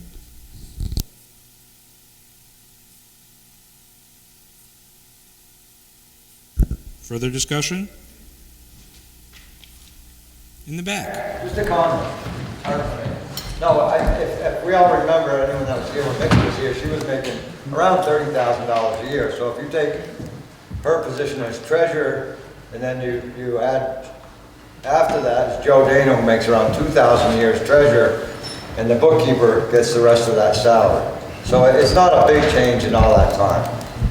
So basically, the job that Mickey had is now divided between two people. So we're not paying a lot more for a bookkeeper, and we still have Joe Dano as treasurer.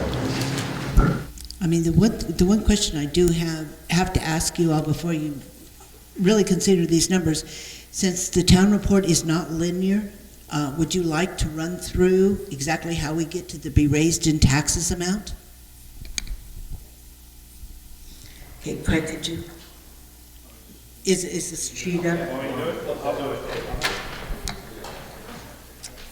Okay, so we've now changed the appropriation to be $529,489. It's not going to match the numbers that are up there right now.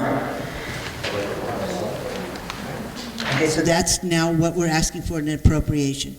There was $123,656 that's anticipated in revenue this year, and that's a variety of things. That's garbage bag sales, that's payment in lieu of taxes for the dam, that's just multiple things, the reappraisal fund, all those different revenues that we anticipate coming in. So we reduced the amount, or the appropriation by that amount of revenue.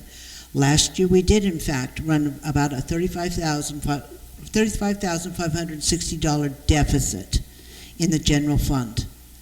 And that had to do with money that was being moved around between the highway. If you recall last year's town meeting, there was a lot of movement of numbers because there had been some, there were monies that weren't raised that should have been raised in the previous year. So we had to do some corrections. There was still about $35,500 that had to be put back into the general fund as a deficit. To make those books go back to zero. And so your total, I don't have the total now, so the total should be whatever that new number was. Yeah, no, 441,393 as opposed to what's up on the board, and that actually just reflects the $4,500 that was just added. And I can actually show you where all those different pieces are in the book, or tell you where they are if you would like to see them, the numbers that are behind them. Except for the revenue, right? But I can show you where the deficit is. I can show you where the request is if you add the 4,500.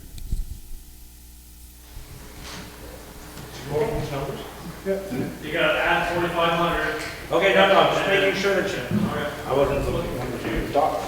Okay. Okay. Any further discussion? Seeing no further discussion, we have a motion before us to see if the town will vote to appropriate $529,489 to pay for the running expenses and liabilities of the town, of which $441,393 to be raised by taxation. A yes vote passes the motion, a no vote defeats it. All those in favor, please say aye. Aye. Opposed, no. I believe the ayes have it. The ayes do have it. Article 8, to see if the town will vote to appropriate $674,345 for the running expenses and liabilities of maintaining the town roads, of which $220,814 to be raised by taxation. I believe you can kind of understand on page 18. So moved, Kathy, second, Irv, you seconded it? Irv seconded it. Okay. Discussion. Can I flip that chart? Yeah, if you would. So as he referred to, we're going to first look at the highway fund, which is on page 18. And we're asking to appropriate $555,375 to take care of the roads in the town of Townsend. From 2015, there was a $246,866 surplus that needs to be applied to that request, the appropriation request. And if you want to follow along, the surplus is on page 18, the far right-hand column. It's up in the first quarter. There's a $25,000 gravel crushing that's going to be applied. These monies have already been raised. Or excuse me, no, we're talking just surplus. Let's go down to the bottom of the page. $109,000 from state of Vermont, and that's revenue. Where the heck did the surplus go? I lost it. I'm losing my lines here. There it is, the middle column, at the bottom of page 18. Actual 2015, 246,896.66. There's your actual surplus. Now, we'll go on to the reserves, which we're applying, which have already been raised in taxes. That's 25,277.5 and 33,000. Those monies have already been raised. We're going to use them next year. And then at the bottom of the page, the revenues that we anticipate for the highway, that's state funds, etc. Plowing, Jamaica, some of the other towns' roads, we get reimbursement for, so that's another 113,000. So we're going to apply the surplus and the reserves and the revenues, and that brings us down to a total of $134,734 to be raised in taxes. Discussion. It's on the handout. Any discussion? Next, I think, is the equipment too? No, the equipment's a separate fund. Oh, separate thing? Okay. Right. Well, no, I can flip the chart for that as well. So we're not voting on that one, we're voting on the article. You're going to vote on the equipment fund and the highway fund together, yes. But they're easier looked at separate, so you can see the surpluses and whatnot and the revenues. So now he's flipped to the equipment fund, which is on page 19. And the appropriation amount on that is $104,970 at the bottom of the page, the right-hand side. We've got a surplus to apply, actual 2015, net equipment fund, middle column, of $32,890. And then we have to add in $14,000 for debt service that was forgotten in the town report. We still have to pay for the loans that are on the equipment. So we have to add $14,000. So you take 104, you subtract the surplus, you add in the debt service that we required to do, and you have a total equipment expenditure of $86,080. Okay, are we all on the same page so far? Now we're going to take those two and put them together. We're going to take the $134,734 from the Highway General Fund, and we're going to add the $86,080 for the equipment fund expenses together to come to $220,814, which is the request in the article.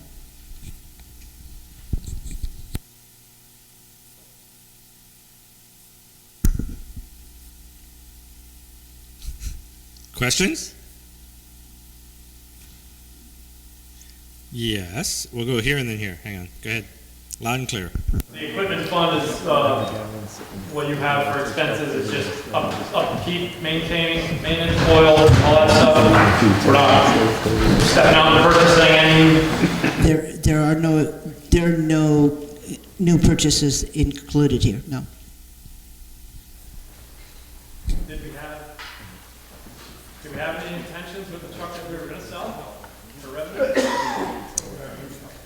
we're talking about the Sterling? We still own the Sterling. It was not traded in. Yes, sir. I just wondered what the special project was going to be. Wondering what the what was? Special project? Special project. What is the special project? The special project is a bridge that's supposed to be replaced this year, Bridge 42. That's the major project for this year. West Hill Road. Yes, sir, in the back. I mentioned this last week, and I noticed it was on your agenda last night. Would this be an awesome year to be able to take some of our surplus and pay off our debt owed? And what was the plan after, I was not at last night's meeting, but to clear our debt so we won't have to pay for it in other years where we can't afford to do it? And I believe it's not that much, of like 50,000, if I remember correctly. It's 37. 37 or whatever. We did, in fact, this was brought to the table last evening at the select board meeting. We didn't come to a consensus knowing we were going to be at town meeting today. This year's not done. So the suggestion was to leave it for the new board to discuss and decide what to do with any surpluses that we do have at the end of this year for the highway department, whether or not we would pay off the $37,000 that is currently owed on the equipment, which would make us the owner of all the equipment in town. We would have no outstanding debt except for the highway garage. Yes, Carol. Where do we stand on the payments on the town garage? How many more years of that coming in? Everybody heard? Where are we standing? 13 more years, 14 more years? Everybody hear the answer? 13 or 14. Everybody here, 13 or 14 more years. Any further discussion? Seeing no further discussion, we have a motion before us to see if the town will vote to appropriate $674,345 for the running expenses and liabilities of maintaining the town roads, of which $220,814 to be raised by taxation. A yes vote passes the motion, a no vote defeats the motion. All those in favor, please say aye. Opposed, no. I believe the ayes have it. The ayes do have it. The motion passes. Article 10, to see if the town will vote to raise $46,420 by taxation for running expenses and liabilities of the library. So moved, Margaret. Second? Second, Carol. Okay, so now to the floor, discussion. I believe it's page 16, just so you know where that number is. Any discussion? Everybody seen? Seeing no discussion, we have a motion before us to see if the town will vote to raise $46,420 by taxation for running expenses and liabilities of the library. A yes vote passes the motion, a no vote defeats the motion. All in favor, please say aye. Aye. Opposed, no. The ayes have it. Article 10, Article X. To see if the town will vote to raise $10,000 by taxation to be placed in the capital expenditure fund fire department reserve toward a future pumper. Moved by Irv, second by Charlie. Discussion. This is a yearly thing, right? Seeing no discussion, motion before us, $10,000 to be placed in the capital expenditure fund fire department reserve toward a future pumper. A yes vote passes the motion, a no vote defeats the motion. All in favor, please say aye. Opposed, no. Believe the ayes have it. The ayes do have it. Article 11, to see if the town will vote to raise $1,500 by taxation for the old cemetery fund. Moved by Charlie, seconded by Irv. We'll give it to Charlie. Discussion. Seeing no discussion, Motion before us is $1,500 for the old cemetery fund. A yes vote passes the motion, a no vote defeats it. All in favor, please say aye. Opposed, no. I believe the ayes have it. The ayes do have it. To see Article 12, to see if the town will vote to raise $14,375 by taxation for the support of social services as recommended by the screening committee.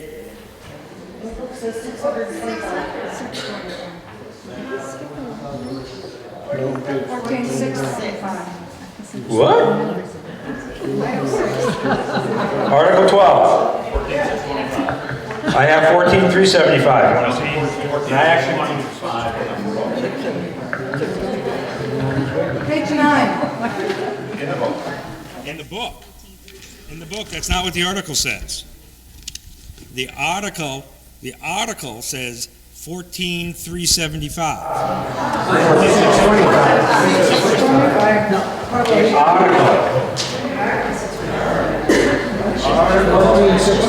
Here it says 620. Page 9. look at the wrong year. Wrong year. Wrong book. No. I cut it out of, otherwise I'd be totally off. That was last year. Then have I been saying, did I copy the wrong thing for this whole night? Just that one is wrong? I have the thing right here. They changed the number after the fact. 625. I got the first copy of the book. There was a second copy of the book.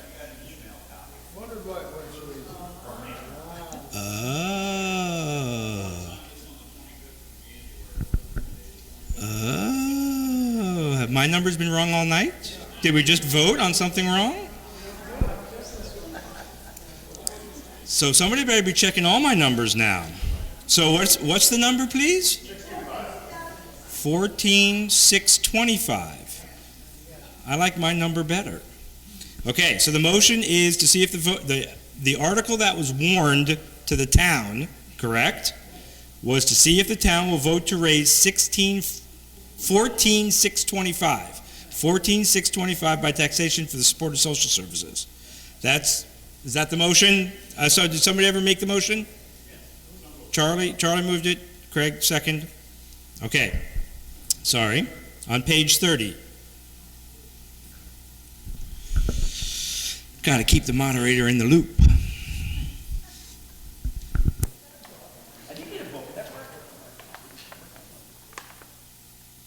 Any discussion?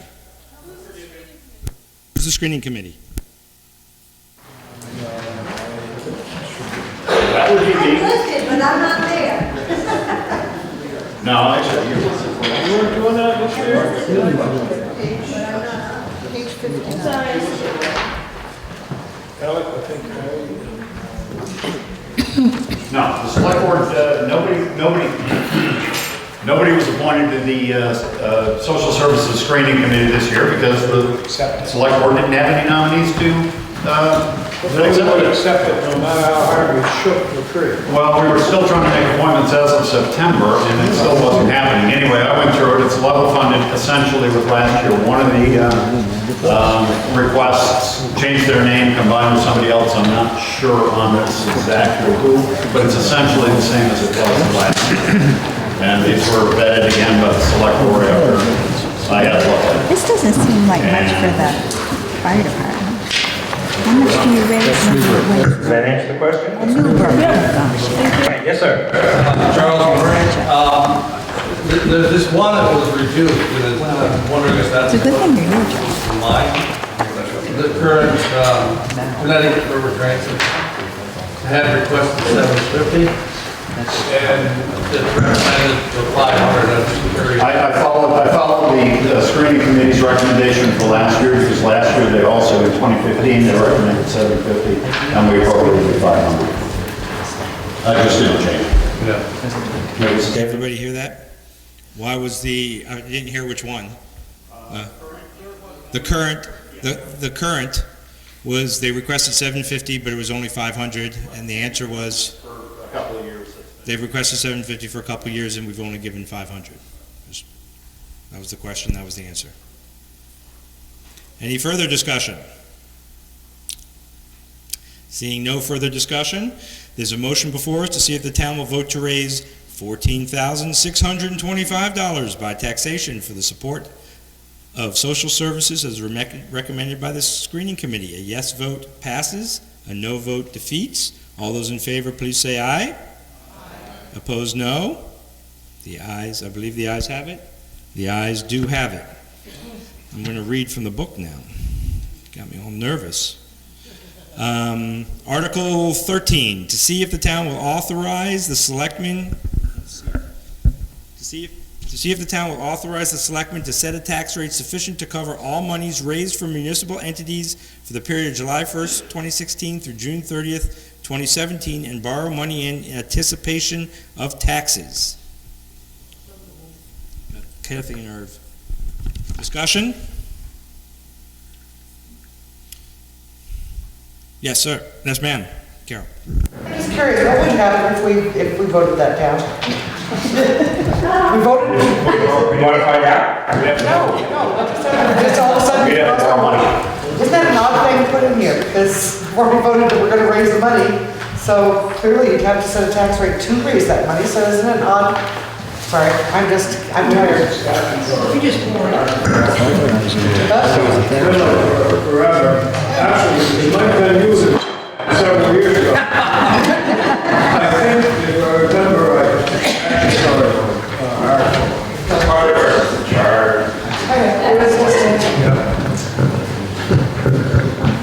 Further discussion? Seeing no further discussion, motion before us to see if the town will authorize the selectmen to set a tax rate sufficient to cover all monies raised from municipal entities for the period of July 1st, 2016 through June 30th, 2017, and borrow money in anticipation of taxes. A yes vote passes the motion, a no vote defeats it. All those in favor, please say aye. Opposed, no. I believe the ayes have it. The ayes do have it.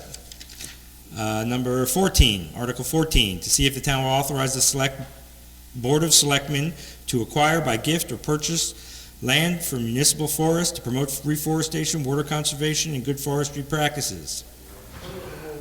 Carol and Irv. Discussion? Yes, sir. Do we have anything that's anticipated here? Has there been things in the past that would fall into this category?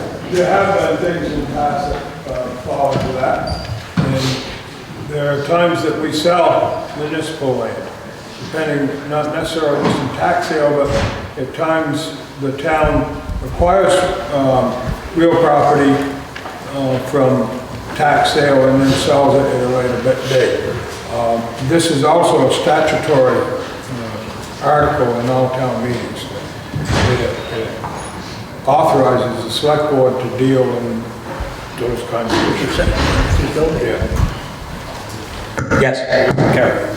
Point of order, it does not give the Board of Selectmen the power to sell, it simply allows them to acquire. So to sell anything, it should be either authorized at town meeting by modifying this thing, or before a sale, and there needs to be a special meeting to acquire the authority to sell any of these properties that have been donated and given. Which we do before we sell to tax sale. Further discussion?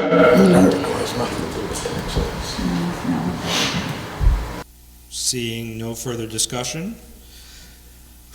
Article 14, as read previously, a yes vote passes it, a no vote defeats it. All those in favor, please say aye. Opposed, no. I believe the ayes have it. The ayes do have it. Article 15, to see if the town will vote to set, the first Tuesday in March 2017 is the date for the 2017 Town of Townshend annual meeting.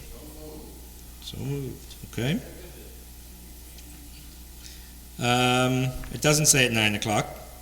Do you want to go through amendment? We all assume. Okay. Discussion? Seeing no discussion, town meeting first Tuesday. All in favor, please say aye. Opposed? Pick somebody. They all did. They all yelled at the same time.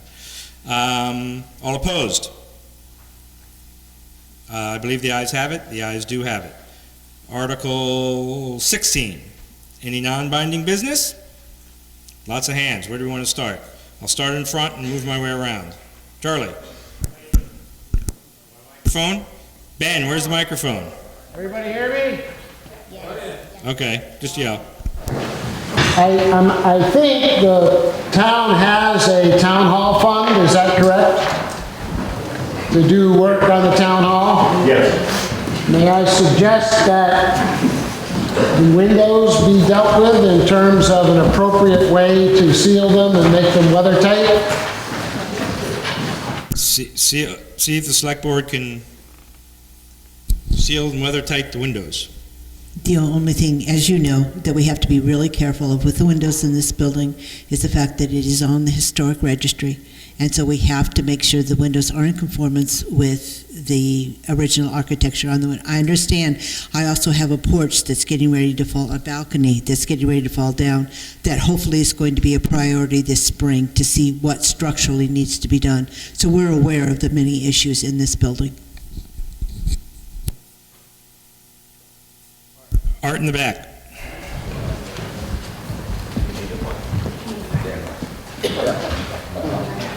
She turned me off.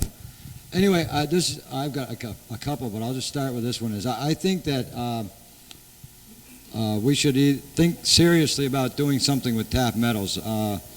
When we bought Taft Meadows, we bought it with the intention of developing it and using it for the best use in this town.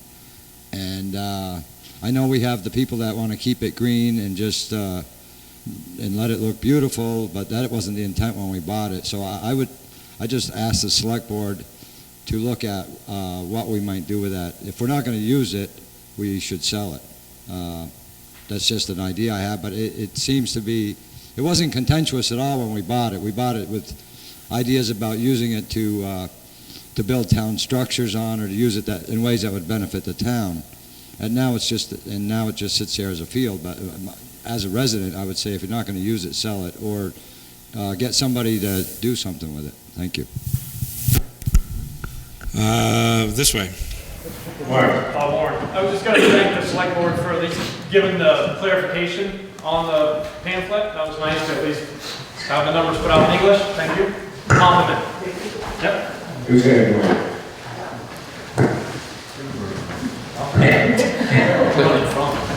Also, Carol, on Article 13, that authorizes the select board to borrow money, also when we need to. Which we can find out what happens when we don't borrow money. That would be really interesting. I'm sorry, I should have read it. Right here in the front. Can you speak loud? Or you want a microphone? Just wait for the microphone, please. She's running around with the microphone. You might as well use the microphone. As in regards to borrowing the money, did it improve or lessen the need for borrowing money when you went to the 4 payments a year? I guess I thought that was the reason of going to 4 payments a year, was so you wouldn't have to borrow money as often. No? I think that it did. I think it helped. I'm just saying that as a personal opinion, without doing any research and looking back, but I think that the 4 payments a year are beneficial. But also, the 4 payments a year, don't everybody pay their payment quarterly. So we don't get the money, then we have to borrow money to operate it. And almost 90% goes to the schools out of those payments 4 times a year. Further discussion? Non-binding? Yes. Just thinking about what Art said about the Taft Meadows, in the back of my mind was the thought that somewhere down the line, the state's going to come down and say, Townshend has to institute a wastewater system for the village houses that are, too tight together. And so don't be in a great rush to get rid of Taft Meadows, because where else would we possibly go with that at that gate? So, have no idea, but I hate to see that the kids have to play it all on top of the town-centric system. There's not really a whole lot of options in this town. That's in the back of my mind. Other non-binding business? In the back. Yeah. Article A, it'd be nice to see something in next year that has something about a town manager in the warning. Because we all know we need somebody to do that job. So. It would be nice if somebody could, if we could do something in this town to get that moving. And I'm sure the select board's already doing it, but it'd be nice to see something happen so that you folks could work a little less. Thank you. Just a response to that, as most of you know, that I have been a proponent for many years of developing a town manager type of government. Just because in today's world, I think that the knowledge and expertise and the interaction, not only with state government, but also with with national government, and Army Corps of Engineers, and what's going on with Townshend Dam, and the list goes on and on and on. That the day is coming when we need that. And I personally will take responsibility for not bringing something a little succinct to this year's town meeting. That was part of why I decided to run last year, was to develop that. And Craig Hunt has, in all reality, filled that position. It's a full-time position, and Kathy comes in, God only knows how many hours a week that she spends here. Like every other department, be it, and I don't care what department it is, whether it's the listers, whether it's the town clerk or what, just is more and more demanding of people's times, and the things that we deal with as a select board, lawsuits, health order issues. I think I've been on the select board for many, many years, and I don't think I've ever, and Irv, you can attest to this, ever dealt with so many health order issues between landlords and tenants and what's going on with rental properties and that sort of thing. I don't know how many hundreds of hours have been devoted to that, and legal ramifications and working with attorneys, and the list just goes on and on and on. So I do see that coming at some point in the near future. But I do want to thank Craig, because Craig puts in many hours, and especially working with Kathy. You go by here most any time of the week, and she puts in hours after hours after hours just addressing all of those issues. Yeah, and I think you should get your mileage too, but let's not this year.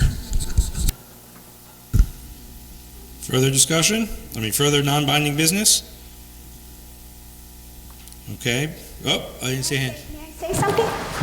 I just wanted to say that I often watch the select board meetings on the television, and while I'm watching it, I think, oh my God, I hate meetings. I don't know how you sit through them every week. And when we were discussing... Turn the microphone on, I'm sorry. I don't know how to do it. You flip it, it'll show up. Okay, is it on now? Yeah. And when we were discussing the lister's salary a few minutes ago, the thing that went through my mind is that you guys on the stage aren't even making what the listers do for the hours that you put in. I thank you for your service, because you're doing something I certainly wouldn't want to do.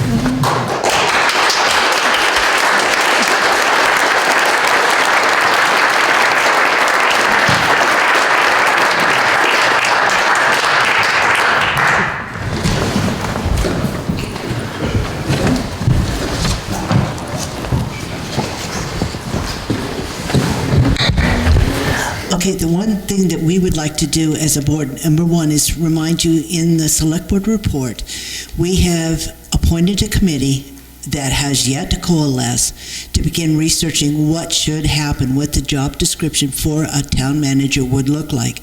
We would welcome participation from anyone in the audience right now. If you want to serve on that committee to help shape the form of government that Townsend's going to have in the next few years, we would greatly appreciate your help.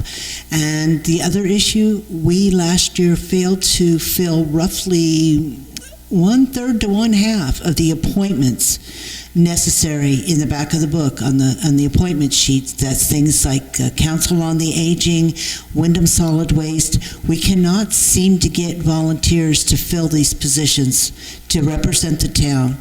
So if you have any interest whatsoever in participating in any of these, or fulfilling any of these positions and participating in these governing issues for the town of Townsend, if you could let the select board know what you might be interested in, we will be looking at appointments probably beginning our next meeting in March, and begin filling those slots for the new year. So please drop your name. Those are listed on page 59. Are the job descriptions available anywhere, or what? We'd be happy to show you. Most of us could tell you what the position would entail, probably not exactly how much time, but at least what the concept of the position is. And I believe each one is listed in the Selectboard handbook, which is copies are available. Am I right, Craig? The description. The responsibilities of each one of those positions, I believe, is listed in the Vermont League of Cities and Towns handbook, which is available. So if you stop, see Craig, you can get a description of what any of those responsibilities. Or any of the prior officers that have held those positions. Any other non-binding business? Yes, sir, in the back. He's going to... I don't know if you can hear me, but this league of cities and towns, well, we called them this for a while, and they refused to even talk to us because the town selectmen had talked to them. Now, what good is it? I mean, I wouldn't pay them because that really upsetting, because they should have at least visited with us. They just refused to talk. And I just want people to know. What happened was, we were told that the Vermont League of Cities and Towns had recommended that elected officials be on a stipend, as was proposed and voted down. When we called, or Mike called the Vermont League of Cities and Towns to try to get some information about their recommendation, they refused to talk to him. They wouldn't say anything to him. So that's what Dick is talking about. So we're all kind of, why, what are they there for? Why wouldn't they talk to us about a recommendation that we believe they made and make to every town, that their elected officials be on a stipend? It was a legal opinion on another matter. It was a legal opinion from the attorney of the LCD. It was a legal opinion. It was a legal opinion. If you talk to Sarah Jarvis or Ford Becker, or if you come out to the Selectboard, you found that out. And it had to do with the Office of Auditor. Okay. So what they're saying is that when Mike called and asked about it with regard to listers, they misunderstood. Discussion amongst yourselves is not really permitted. Sorry. No, I understand. You were doing fine, but then a discussion ensued. Does anybody, so everybody got that? Okay, we're good? Yes. Robert? Yeah, I just wanted to let everyone know Peter Galbraith is going to be running for governor of Vermont, and he's here in the room, and if anyone wants to talk to him or sign a petition, it'd be great to have somebody governor that's from the southern part of the state to look after our interests. I was told by Matt about this petition here, and I didn't think it. Okay, yes, Carol. Town office, he should have been doing it. That's on my list to thank them. I'm not there yet. Thank you, Fire Department, for lunch. We appreciate it.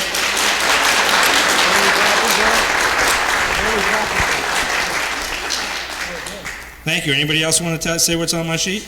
No? Does anybody have any other non-binding business? We good? Okay, so thank you, Fire Department. If you've been a newly elected official, even if you've done it before and you haven't been sworn in, please come up front to be sworn in. Thank you to all appointed officers for the job you do. We appreciate it. Please return your ribbons on your way out, or you'll be paying for new ones next year. I will now entertain a motion for adjournment. So moved by Carol. Second by Peter. Got it. Okay. All in favor of adjournment, please say aye. Opposed?